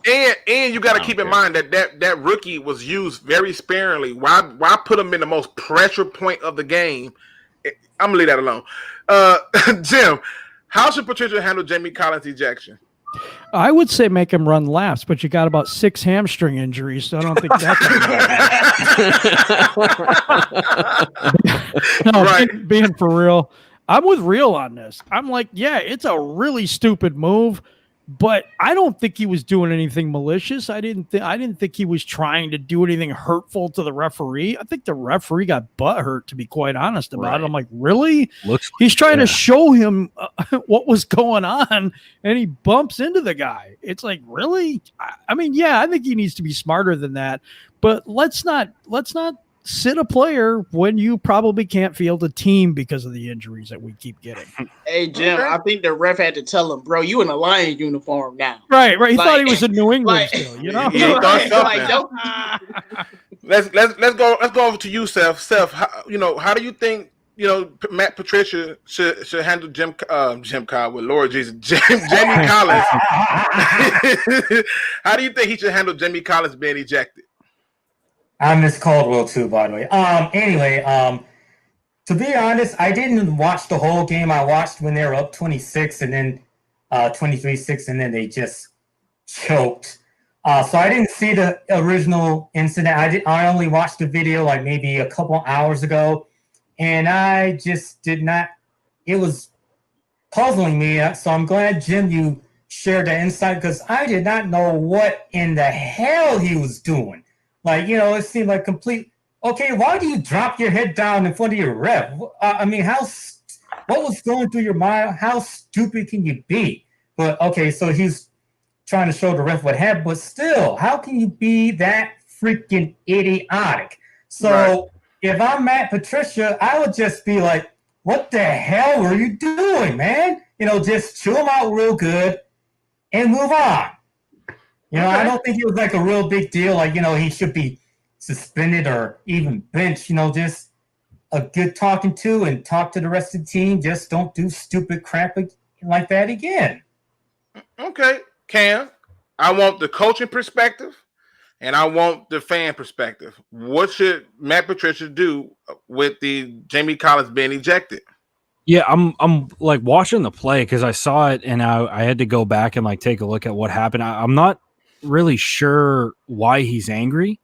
Guys are flying around 1,000 miles an hour out there, so I understand this. Second thing is I want to know when the NFL and the NBA decided to trade refs, because the refs this weekend were about the softest I've ever seen. They're absolute 10-ply. He was angry about the running back dropping his head. Just so you know. Is that what it is? Yep. Yeah. He said that David Montgomery is lowering his head to get yardage. Okay. Secondly, if you guys want to, that was an absolute freak of a play. That's why you bring a guy like Jamie Collins in. Honestly, this is kind of the thing that, like, coaching wise, this is the way I think about it. Football games aren't just one isolated play. They're a culmination of a number of plays throughout the game that add up to what ends up happening, right? And that, to me, like, I look at it and I look at the injuries, I look at Jamie Collins getting ejected, and if I'm Patricia, I'm sitting everybody down in the room and I'm like, guys, how do you expect to win when we go out there and we do stuff like this? Jamie Collins has been in the NFL for a long time now. You should know, at the Pop Warner level, you don't touch the stripes ever. You do not touch the stripes. So I get what he's doing and I understand it, but at the same time, dog, you're a vet. You should know to never touch the stripes, to really never argue with the ref. Like, just go, like, okay, you know what I mean? Like, okay, you're pissed off about this dude ducking his head trying to get more yardage. Totally get that. Tell the Stripes and keep telling them all game. But at the end of the day, that relationship isn't about you. That relationship's about Matt Patricia and the refs, and that's what they establish, right? And it doesn't concern you, Jamie Collins. Do I suspend him? No, I don't think so, because I look at this, and if I'm Patricia, and again, I'm not in the locker room, but I look at this and I really try to build. And like, I look at this and I go, we made a number of mistakes on Sunday, this being one of them. And this is why we ended up in this position. We as a team, me included, Matt Patricia, and the face, and this kind of goes back to the whole reporter question, the face that Patricia has to the reporters and the face that Patricia has to the team needs to be two different things. So the reporters, he needs to be an absolute tank, and to the team, we're in this together. Yeah, I'm the coach, I'm at the helm, but we all need to get better. And if we want to establish a winning tradition in Detroit, and we want to establish what we want and what we think we can be, it starts with making smart plays on the football field after the whistle's blown. Well, Jamie, we can't have stuff like this, because then you can't help us win. And it's, like I said, it's a culmination of everything. Like, this is a pivotal moment for Detroit, because they need to sit down as a team and say, look, we have the ability to turn some heads. We have the talent. We have the guys here. Everybody in this room is good for a reason. We all made it for a reason, and we need to get better. We need to make smart decisions like this every single second that we're on TV on Sunday, every single second that we play. I wouldn't suspend him for the game, maybe for the first series. If I was like, if he was, and the other thing is that, like, we need to understand what's Jamie Collins saying. Is he like in the room throwing helmets, trashing the locker room? Like, that's unbelievable. I can't, like, losing his mind, then it's a different story if he's giving us pushback. But if he, and it looks like on the film, it looks like he immediately was like, what did I just do? That was the dumbest thing I've ever done in my life. So it looks like that he's got remorse, but that's a thing where Patricia and Jamie Collins sit down, they have that chat. If Jamie Collins is still giving you pushback, you know what? You're not understanding it quite yet. First quarter, you're out. And you try to get through to him that way. But I think you try to build on it. You try to make this a team thing, and you go from it that way. From a fan perspective, I mean, I'm on the same page with all you guys of what are you thinking, Jamie Collins? Why would you ever do that? You know what I mean? It's no secret. Doesn't make sense. It doesn't make sense. With the whistle, the coach or ref, don't touch him. So that's kind of the way that I just want to say, hold on, Jimmy, hold on. I want to say this. Can we do #Cam for head coach or something? I mean, God, can we get you in a building? Yeah, for real. Like, what the hell? Can we get somebody to do that? Now, Mars is landing and saying he hope all of us can forgive him because when he was defending Matt Patricia, man, we talking football. We don't take it personal. You don't take it personal. So it's never personal. So there's nothing for us to forgive, man. You still cool. It is what it is. I noticed you was going ham because you was like, man, y'all not giving him a fair shake. But listen, but we didn't. It's football. We talking sports. It's not that serious. Right. Listen, we got a few more questions. I want to run through these questions really quick, and then I want to make sure I can get to it. This question right here is going to probably get J-Mo blood boiling. And I'm gonna jump to this one because I think this is interesting. J-Mo. I didn't get a chance to answer that question though. My bad, Thanos. Go ahead. Jamie Collins. I'm gonna make it brief so we can move on to the next question. The one thing I want to say as far as the Jamie Collins thing, like I thank Hook Cam for his take on it because it was stupid. I understand some of y'all think that it wasn't that big of a deal because he barely touched them. But at the end of the day, just like Hook Cam said, you can't touch the referees. They make the biggest things out of the littlest things. So you better off going to the ref, saying what you got to say, get back on the field to get ready to play on the next play. Okay. Another thing I want to bring up, and then we can move on to the next question is, remember, these are high character guys. Now I'm doing air quotes. High character guys that they wanted on the team. They don't want nobody with no blemishes because they don't want somebody to come on the team and doing stupid. So they went and got high character guys. We can move on to the next question. Hey, I ain't mad at you. This one right here, I knew was going to get J-Mo going. But a subscriber sent this to me and literally said, this is directed for J-Mo. So I'm going to make it for the show. Here's a question, J-Mo. Do you think the Lions keeping Matt Patricia is hurting their chances of extending Kenny Galladay? Before that, I wanted to tell you it's the Lions curse because you were wondering why Jamie. I'm convinced if I put on a Lions uniform, I ain't gonna be able to do nothing. But anyway, like that's the curse. Like, he's been a professional for years. How could he's in a Lions uniform? One day you'll understand. No, I don't think it's related at all. I think regardless of Matt Patricia, the greatest thing that can happen to him might be signed to Kenny Galladay. What you mean? Like, I'm just saying. The subscribers said that I know people would say Kenny Galladay was playing. We don't lose that game, and I agree. Yeah, we don't lose. But I said before, we didn't need him to win that game, and we were up 23-6. But that's exactly how I feel about it. I don't think it's related at all, but I'm getting a little bit leery and worried about this contract situation. If he don't play next week, I'm not saying he not hurt, but I don't know, man. It's just I don't know. I'm getting scared. See, Perry, he says, make sure y'all answer my question I asked earlier. Please repost it. I try my best to keep up with the chat. It's moving faster than my ass can keep up with it. Just repost it. We'll probably jump on it right now after we get done with this one. Let's go over to you, Seth. Do you think the Lions keeping Matt Patricia will hurt their chances of extending Kenny Galladay? Well, if you want my full unadulterated answer, my first thought was, what the hell kind of question is this? Because, I don't mean to, sound like, insulting or anything, but I don't know anything about the dynamic between Patricia and Galladay, so I don't know anything enough to really comment about it. Okay, that's fair. Yeah. That's fair. Like I said, the fan really had the question directed for J-Mo. so I just took it and decided to make it a question that we all answer. Jim, what are your thoughts? You think that Matt Patricia being on the team still is hurting their chances of extending Kenny Galladay? I don't even understand why that would hurt anything. It's Bob Quinn. It's not Matt Patricia. Good point.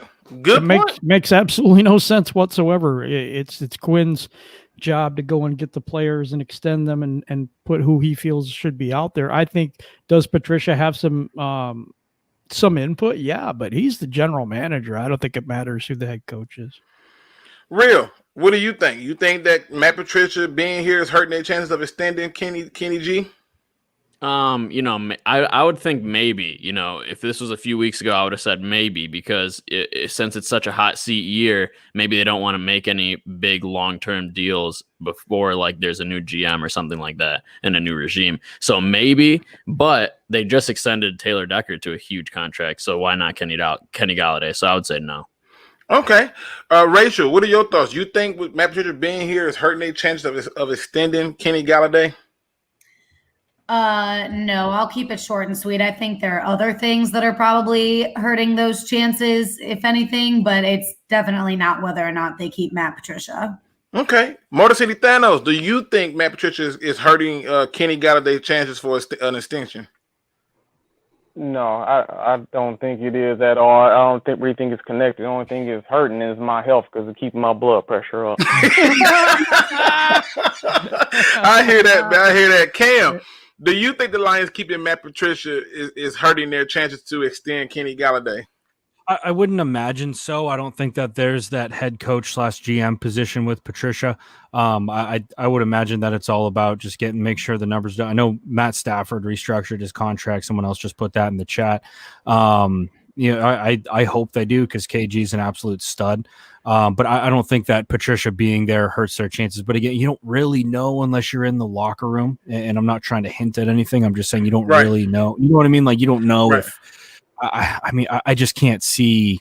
What's KG like in post-game interviews and stuff? Does he seem like a good dude? No, he's he's great. He seems like he's okay with everything. I would call him the wide receiver version of Stafford. That's how he act, man. Yeah, he act like Calvin when it comes to personality. Okay, so then I don't. Unless you know how sometimes there's guys on whatever team you root for, and they're like, everybody knows you don't want to be here. If he was like that, then maybe there's some issues. But if he seems all in and he's like you guys say the receiver version of Staff, then I don't see how Matty P being there would affect that.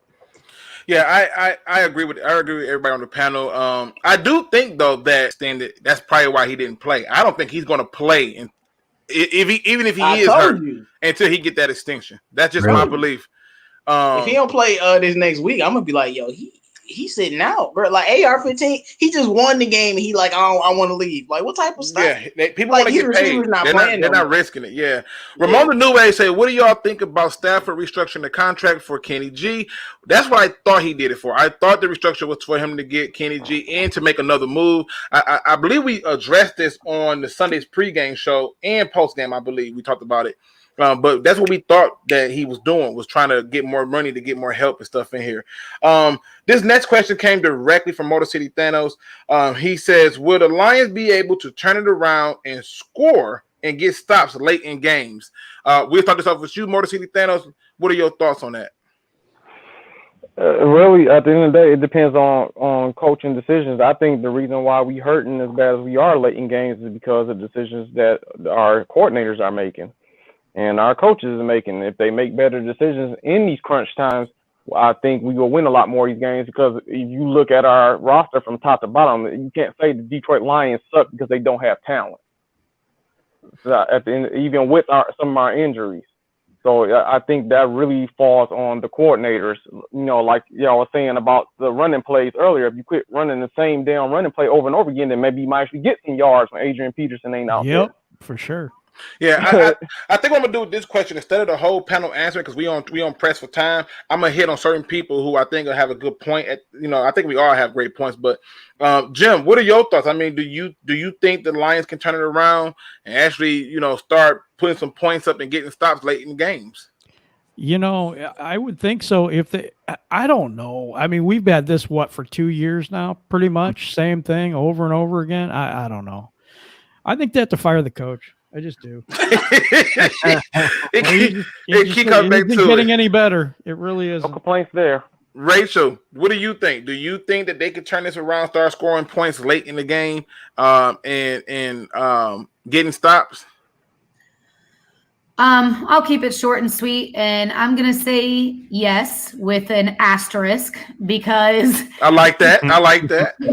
It just doesn't make any sense to continue making the same mistakes. I mean, you know that you watch your own film back, and I'm talking coaching 100% down to miscues and botch plays by the players. Dagger time cannot just be a motto. It's got to be your lifestyle. Like, you have to be able to finish these games. And I'm just going to say yes with an asterisk. I really want to jump to this because I want everybody to answer this one. With 3 of the next 4 games being conference games, i.e. Green Bay, division game, i.e. Cardinals, conference game, Saints, conference game. My question, and we're going to start this off with, we're going to do this. This is going to be so much fun. I'm enjoying this part of it. Seth, we're going to start this off with you. How many games did the Lions win out of those 3? 1, maybe 2.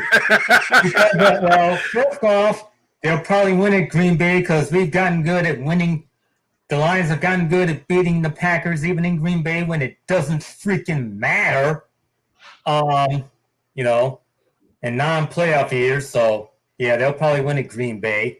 And Patricia, for whatever reason, is able to get his teams ready for the very best teams with no one else. So that'll probably be the only game they win. They'll lose at Arizona, they'll lose to the Saints. And for the previous question, I have 0 faith in them. Okay. Cam, Seth, boy, I'll tell you, it's a rare appearance, but when he here, you know it.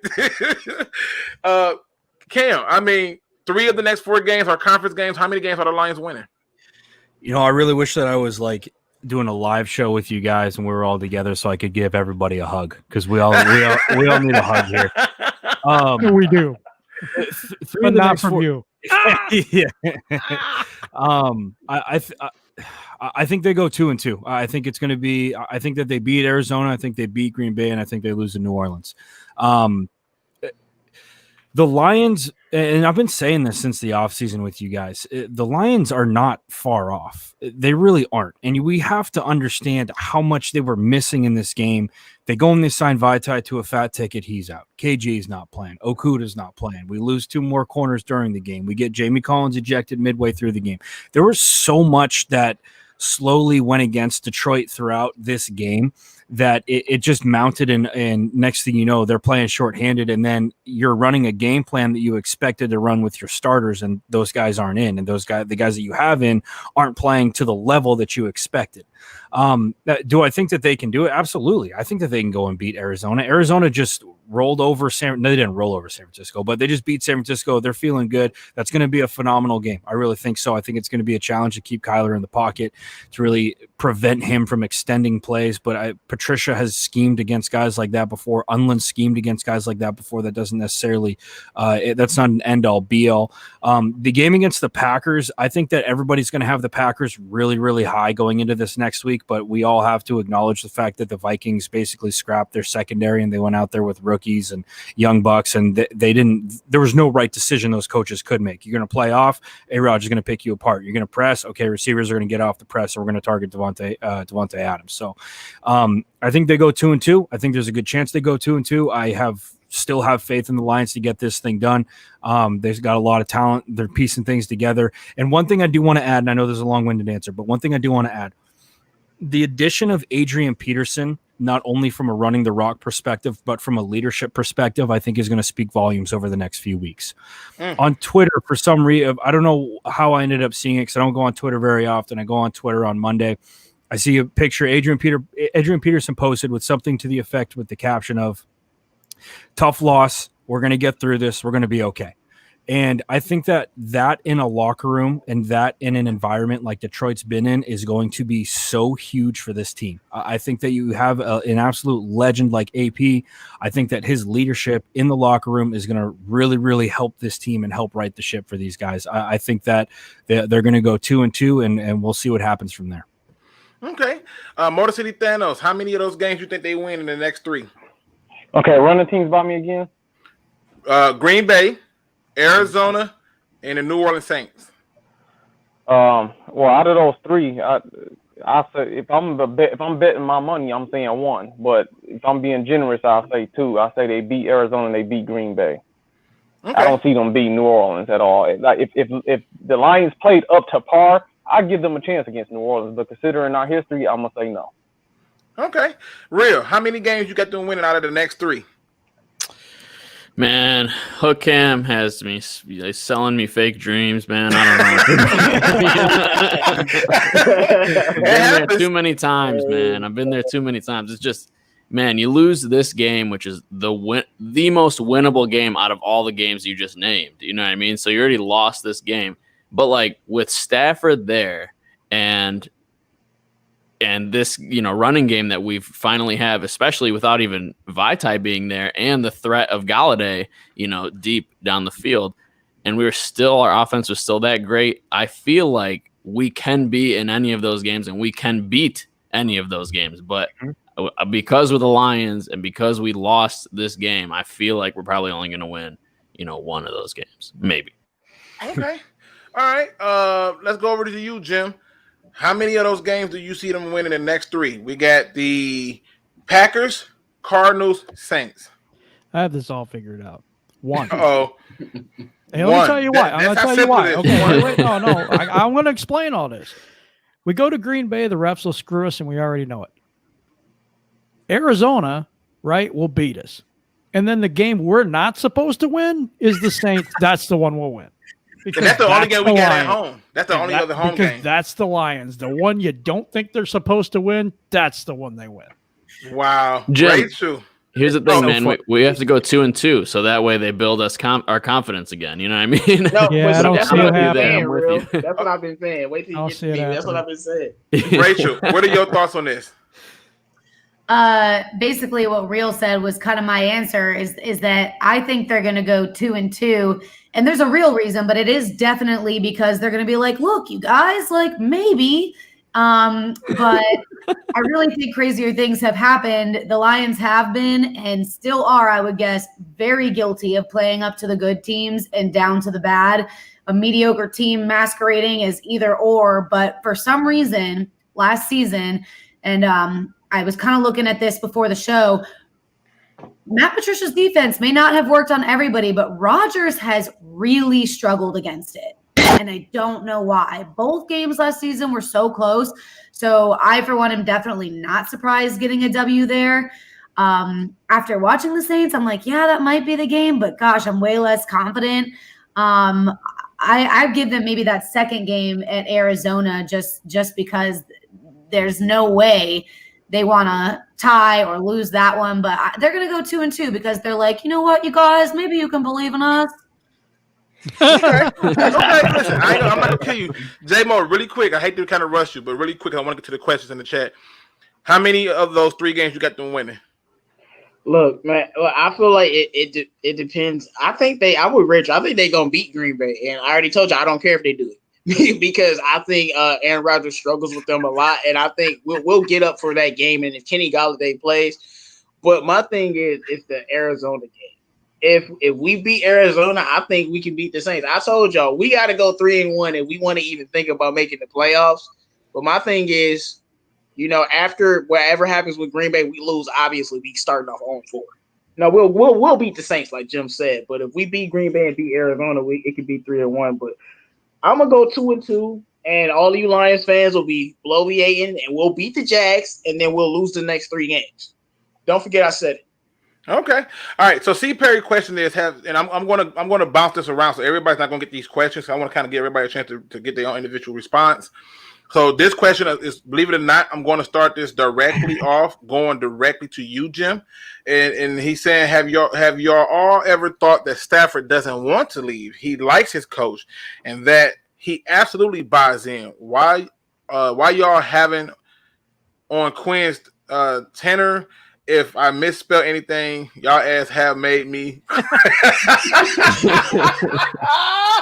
My bad, but okay, I'll answer it. Hopefully, yes. This is your question. pretty easy. All right. Stafford is a player. Okay. And every player has the right to be traded, whether they like it or not. That's a good point. It is not in his control. He doesn't have a no trade clause. So I don't understand. I mean, you know what I'm saying? In one way, I think the Lions should do it for him. Not so he doesn't have to sink with the ship. I love Stafford. I am not a Stafford hater, but you know what I'm saying? It's time to let him win somewhere. Okay, listen. Now, not a Lion fan, but I'm going to throw this to everybody. It's simply a yes or no. Starting with J-Mo, is the Lions offensive line improved this year from last year? Yes or no? Well, yeah, me and Murder City Thanos was debating about this off air 100%. Like, say whatever you want. Adrian Peterson was killing them. We know he's special. Stafford got sacked one time, and it was his fault. So, when the last time we played the Bears and Stafford was sacked once, and only once. So, yeah, it definitely has gotten better. Rachel? Yes, and I'll add to J-Mo's thing too. I mean, the entire run game, they were putting up enough protection for them to average 4.7 yards per carry that game. Like, we don't do that. Mm-hmm. All right, Jim, has the line improved from last year to this year? Absolutely. There were holes for Adrian Peterson. He was running through holes. I mean, I haven't seen holes for a running game in a long time, so I'm excited. And Jim been around a long time. A little too long. Real. Had the line improved from what you can see from last year to now? I mean, I saw some holes. Hell yeah. I saw some big holes that I have not seen like from a Lions offensive line in a long time. So yeah. And honestly, what did Stafford get sacked like one time? And he should have thrown the ball away, so he shouldn't even been sacked. So really, like, they really held up, and that was without Big V. So I was on. I mean, I don't know. I feel like, am I with everybody here? Is everybody with me here? Like, besides those penalties every time we had a positive run that made me want to. Well, that's the Lions. Like, that's not even their fault. Right. Well, let me do this then. Let me make it faster then. Is there anybody who think that the line did not improve? Nobody? All right. Well, that good your answer right there. Top Dog asked the question of, is any of us at all mad at the play calling from Darrell Bevel? Because he was the one calling the plays. I'll toss this one over to you, Real. I'll get this one to you. So listen, man. I'm sorry. Was this the Bevel question? Because you just it's the Bevel question. Look, here's the thing about Bevel. I'm not mad at him. I love Bevel a lot, and what he did by not running, that was a mistake. But to be honest with you, he's so much better than the other offensive coordinators we've had in the past that he gets a break for that, to be honest with you. Because I'm honestly, like, I was with him at certain points because we started off in the fourth quarter trying to be conservative and it was like 3-and-out. So you can't be doing that when there's so much time in the fourth quarter, and now your cornerbacks dropped like flies and your linebacker got ejected, and now they're scoring points on you. You need to score a touchdown to end this game, and you have Matt Stafford on your team. So I get going 5 wide when you're up that much. You need to sustain a lead. You need to run down the clock. You also need to end this game and score some points. So, you know, it's a decision. It ended up not working. We see that with hindsight, but in all honesty, I love Bevel so much. Wait, can All I right, answer now, this, hold on. Now, Rachel definitely disagrees with you. She said everybody get blamed from this, top to bottom, and I agree with Rachel. This next question comes from Combat Sec. I'm going to throw this one over to you, Cam. It says, guys, if we replace Patricia, who's waiting in the wings? Do we go back into rebuild? How long do we give them? And if they fail, do we fire them as well? Come on, man. We are closer now than going through a rehab. Cam, what are your thoughts? I mean, if they get rid of Patricia, who you think that could be waiting in the wings, and how long should they be given? Yeah, and this is a really good question because it really tackles that debate of when you sit back and think about how many actual good quality coaches there are in the NFL, guys who can sustain and win for 5-10 plus years. There's not a lot. There's really not a lot. You look at obviously New England with Belichick. Besides that, it's really the who's hot in the streets, right? It was Shanahan last year. He's 0-1. It was McVay 2 years ago. His last season in LA was horrid. So who's waiting in the wings? I don't know. If you're lucky, and again, this is if they fire Patricia. If you're lucky, maybe you can steal Lincoln Riley away, but that's a cat who's got 0 NFL experience, so that's a shot in the dark. Really, the only guy who was coming from college who might be able to ball in the league was Matt Rule in Carolina, and we don't know what that's going to look like. So, Combat, I agree with you. It's like, all right, we fire him and we go through the exact same thing, and we're doing the revolving door again, and Detroit doesn't want that, and there's a lot of frustration. I understand that. There's a lot of demanding answers, and there's not a lot of answers to give out. But I don't know who would be waiting in the wings. If it was on the go thing, then you got to put Bevel in there as the head coach and ride or die with that. But I don't know who'd be ready to go. And it's like I said, man, finding a good head coach in the NFL is not easy to do. Obviously. No, that's why you might want to start to look into the college ranks. There's been 3 coaches in college that I've always wanted the Lions to take up. Well, really 2. It's really 2 college coaches. One, David Shaw from Stanford. Yeah, I love David Shaw. I don't know how you're gonna convince him to leave it, but figure it out. Okay, figure it out. I love it. Listen, people. Everybody said Stanford was done when Andrew Luck left. They were wrong. They were wrong. Stanford has beat some good teams. The other person that I looked at was Lincoln Riley. I believe he'll do a good job of transitioning. And the third one that at first I didn't consider it, but then after hearing J-Mo talk about it for a few times, I realized this might not be a bad idea. Jim Harbaugh. Given what he did with the damn 49ers. So that's just my thing. Now listen, I want to make sure we stick to the time. So what I'll do is this. I'll ask the final question at this point because I want to kind of make sure we stick to the time and everybody get off. Here's the final question to everybody in the panel. Okay, I want you to think about this. All right, you got to hand a game ball out to one player not named Adrian Peterson for week 1. Damn. see what I did? One player not named Adrian Peterson for week 1. Who are you handing that out to? We'll start it off with the Queen. Let her go first to close us out. Who are you handing that game ball out to? One player. It's Frank Radnow for me. Okay. I love it. All right, J-Mo, you get to hand the game ball to one player not named Adrian Peterson for week 1. Who are you handing it to? That'll be Jared Davis. Okay. Listen, I'm not shooting down nothing. Jim, one player get the game ball from week 1. Who are you giving it to? Mm-hmm. Yep, okay. That's a good player. Excellent player. Phenomenal player. Okay. There you go. Joe, dude, Oh, my, yeah, Jim, yeah. that's a Yeah. good Joe one. right Yeah. there. That's a good one. Half them holes that Adrian Peterson was going through was behind him. Real, you get to hand the game ball to one player. No, really, he was making holes, man. Facts. Real, you get to hand the game ball to one player. Who you giving it to? Not named Adrian Peterson. Yeah, they took Joe Dahl and Ragnow from me, so I'll go with Amani because he was the only cornerback.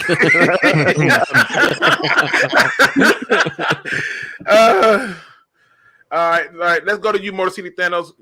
You get a game ball to one person, not named Adrian Peterson. Who you giving it to? Well, since I can't give it to AP, I'm keeping my damn game ball. But I gotta pass it out to somebody. I guess I'll give it to TJ because he played a pretty solid game. Oh yeah, That was good. Yeah. Okay, I'm not killing that. Cam, you get one game ball to hand it out. Who are you giving it to? Not named Adrian Peterson. I know. I was gonna go O-line. Since Ragnow played outstanding, Jonah Jackson played outstanding. Dahl did very well. From a leadership perspective, I almost want to give it out to Taylor Decker. Sorry, I was about to say TJ Decker. Taylor Decker just signed a big extension, and then goes out and has a solid game. I mean, we're talking about guys blocking Khalil Mack every down, and he goes out there and has a good game. So he's definitely in the running, but I do want to have the little asterisk. I was going to say Ragnow or Dahl before that. Okay, all right. Seth, you giving us the game ball? Who you giving it to? This is going to sound crazy as hell, but Swift, tell that rookie to shake it off. It's only your first game. Have to keep the game ball, keep it in your hands for the whole week so you can get used to having it in your hands, and you'll be good to go for the next game. You heard it from me, Seth Walker. Okay. Cut him. All right. And my game ball people would go directly to Trey Flowers. Believe it or not, he was pushing the hell out of the pocket and getting pressure and swiping and doing all type of disruption and wasn't getting home like it was supposed to, but I enjoy him. So we'll go through and give final thoughts. Starting off with our guest, Motor City THANOS, our subscriber. I appreciate you hitting me up and saying you want to come on and bring us some heat today. What do you want to give to people for your final thoughts?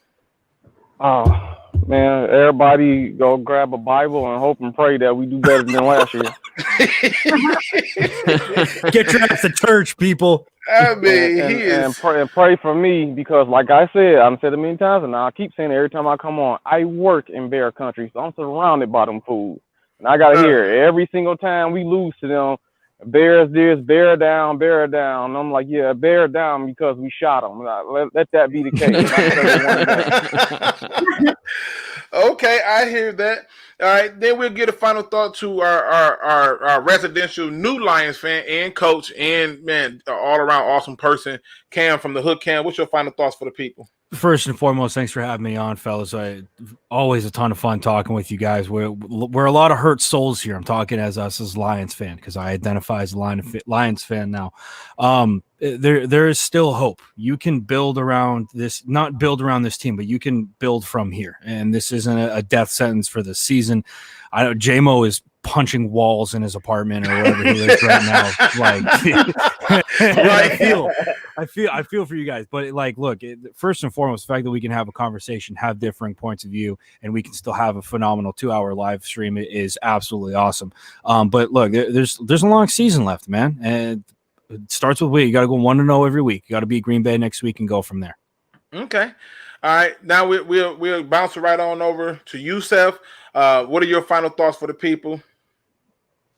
I see Dr. Detroit says shake it off is your first game. You have a career of misery, kid. That is freaking harsh, man. But I know that's rough. But basically, not that I'm that much better if I say that I have zero faith in Patricia. But, it's been great being on, even though I was kind of late being on. And I thought I was going to be completely thermonuclear, but I guess I turned out okay. It was great being on the round table. Don't know when I'll be back on again, but, thanks for welcoming me. As always, you heard it from me, Seth Walker. And also, if you're a Redding fan, tune into the Offside Show, 3 p.m. with Jim, PD Sports, and me. Absolutely. Now I would have went to Jim, but Jim, I don't know what happened. Knowing Jim, it would have went something like this. Listen, guys, thanks you guys for coming. Great day, awesome. We got it. Listen, it's the Lions, man. It's the Lions. We'll get through it, but hey, if you fire Matt Patricia, we'll feel better about this. All right, so that's for Jim. All right, we'll bounce this over to you now, Real. What are your final thoughts? Yeah, it was a great show today. Everybody was awesome. Thanks to everybody on the panel and everybody in the chat. Hook Cam, man, you got to stop selling these fake dreams, man. They're not real. Hey, it's all in the film, baby. I don't know, man. I don't know. But I'm going to throw myself a quick plug as well. I have a reaction video, live reaction video of the game. If you guys are Lions fans, you want to check this out. It's a great, you will not be disappointed. Maybe you don't want to go through that nightmare again, but it's fun to go through it with another Lions fan because I was probably thinking the same things you were. So it's really fun. The video is doing really well. So I'm excited and proud about it. So thank you guys. And, subscribe to everybody here on the panel, of course, and the Hook Cam, and obviously go Lions. That's right, baby. Right. Yeah. All right. And then, we want to go to the heart of the city himself, 313 J-Mo. What are your final thoughts for the people? I said this after the Bears game, and I'm going to say it again. Matt Patricia, please don't let me down. Of course, I want you fired right now, but I need you to believe in something. I need you to win these next 3 games. Last year, we came close. Last year, after the first game, I wanted you fired. And then you went and you played well those next 2 weeks, and we lost to the Chiefs, and it didn't get no better. So this time, I need you to win those next 3 games because I'm telling you now, we don't win those next 3 games, there's no hope of any type of playoff appearance for the Detroit Lions. So even though I don't believe it has happened, Patricia, please do something, or just let Darrell Bevell call all the plays and, be fired. But I pray we sign Kenny Golladay because we need him, and I really think he is holding out a little bit. So we'll see what happens with that. But they better sign this man. Hey, absolutely. And then Jim is back. Okay, Jim is back. I want Jim to give his final thought. Jim, give your final thought. I thought I did it for you. I probably didn't do it no justice, but give your final thought. My computer's crashed twice during this broadcast, so I don't know, technical issues and such. And I'm just salty, man. I didn't hear anything in the last 10 minutes or whatever, but I'm salty, dude. I'm at the point right now that I'm like, you know what? Let's fire everybody. I just am. I'm sorry. I'm sorry. I'm so. Because you know what? It's the same thing. It's nothing different from last year. The guy has not won one opening game in 3 years. He's 0-5 against the Bears. You have to win in your division. We're not doing that. We get big leads and we can't keep them. This guy seems to be allergic to winning. And I can't do it anymore. I just can't do it anymore. You know what? No more excuses. All right, and last but certainly not least, the queen of the den, RachelMarieSports. What's your final thought? So my final thought is I love football, you guys, and I'm so excited to be watching football this Sunday. And I don't want to discredit all of our hopes, but I do always want to give a little reminder that we love this, and football is family, and it is what has drawn us all together to be here and talk about this sport that we love. I mean, you put me and my dad in the same room and we could watch the same game, and I am up and down the whole time, all emotions, and you'll just see nothing on him. He makes me feel crazy for even getting that worked up about it, but it's a passion and we're here for it. And whether or not, and I pray to God that they're not the same old Lions, what I am not going to be, what I hope for all of you, is that I'm not going to be a same old Lions fan. I'm going to try to come at it with positivity and, yes, realism. Absolutely. I said everybody from this game, top to bottom, needs to hear it. But we are Lions fans. Even if they're the same old Lions, we don't have to be the same old Lions. We're dated. And all that to be said, one pride. Absolutely. Listen, again, thank everybody for coming into the chat. We got as high as 80 people in the chat. I do not know what the likes are at this moment because I'm doing other things and trying to keep this thing going. But I do wanted to say thank you all for coming in here and rocking with us. Thank you to Motor City THANOS for reaching out. We will be getting the general view on. Hopefully, we can set it up for Thursday. I'm also going to find a way to get Old Timer Dave on to talk about the Packers as well as Rage MK. So I'm working on trying to get all these different people in here so we can talk about the Packers. And what my goal is hopefully I can find some way to get Tom Grassi to join us too. I want to see if I can get the whole entire Packer panel to talk about this game. If I can pull it off, I'll pull it off. But today's positive quote, people, comes from one of my favorite movies, and one of the ones that I happened to watch again because it just started streaming on Disney, and that is Mulan, people. The quote comes from Mulan, her father, who says to her, "The flower that blooms in adversity is the most rare and beautiful of them all." Oh, people, this is beautiful because everybody often forget that dandelions are beautiful. Y'all may be thinking to yourselves, dandelions are horrible. They're beautiful, and I'm going to tell you why.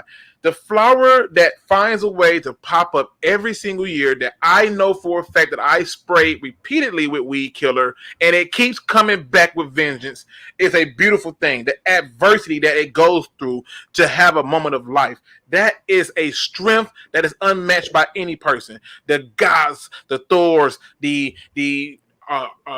most amazing Supermans, who are the most powerful people, cannot stand to understand the adversity that it takes to just survive, to just want to take a breath, to just want to know that you exist and that you are in your being.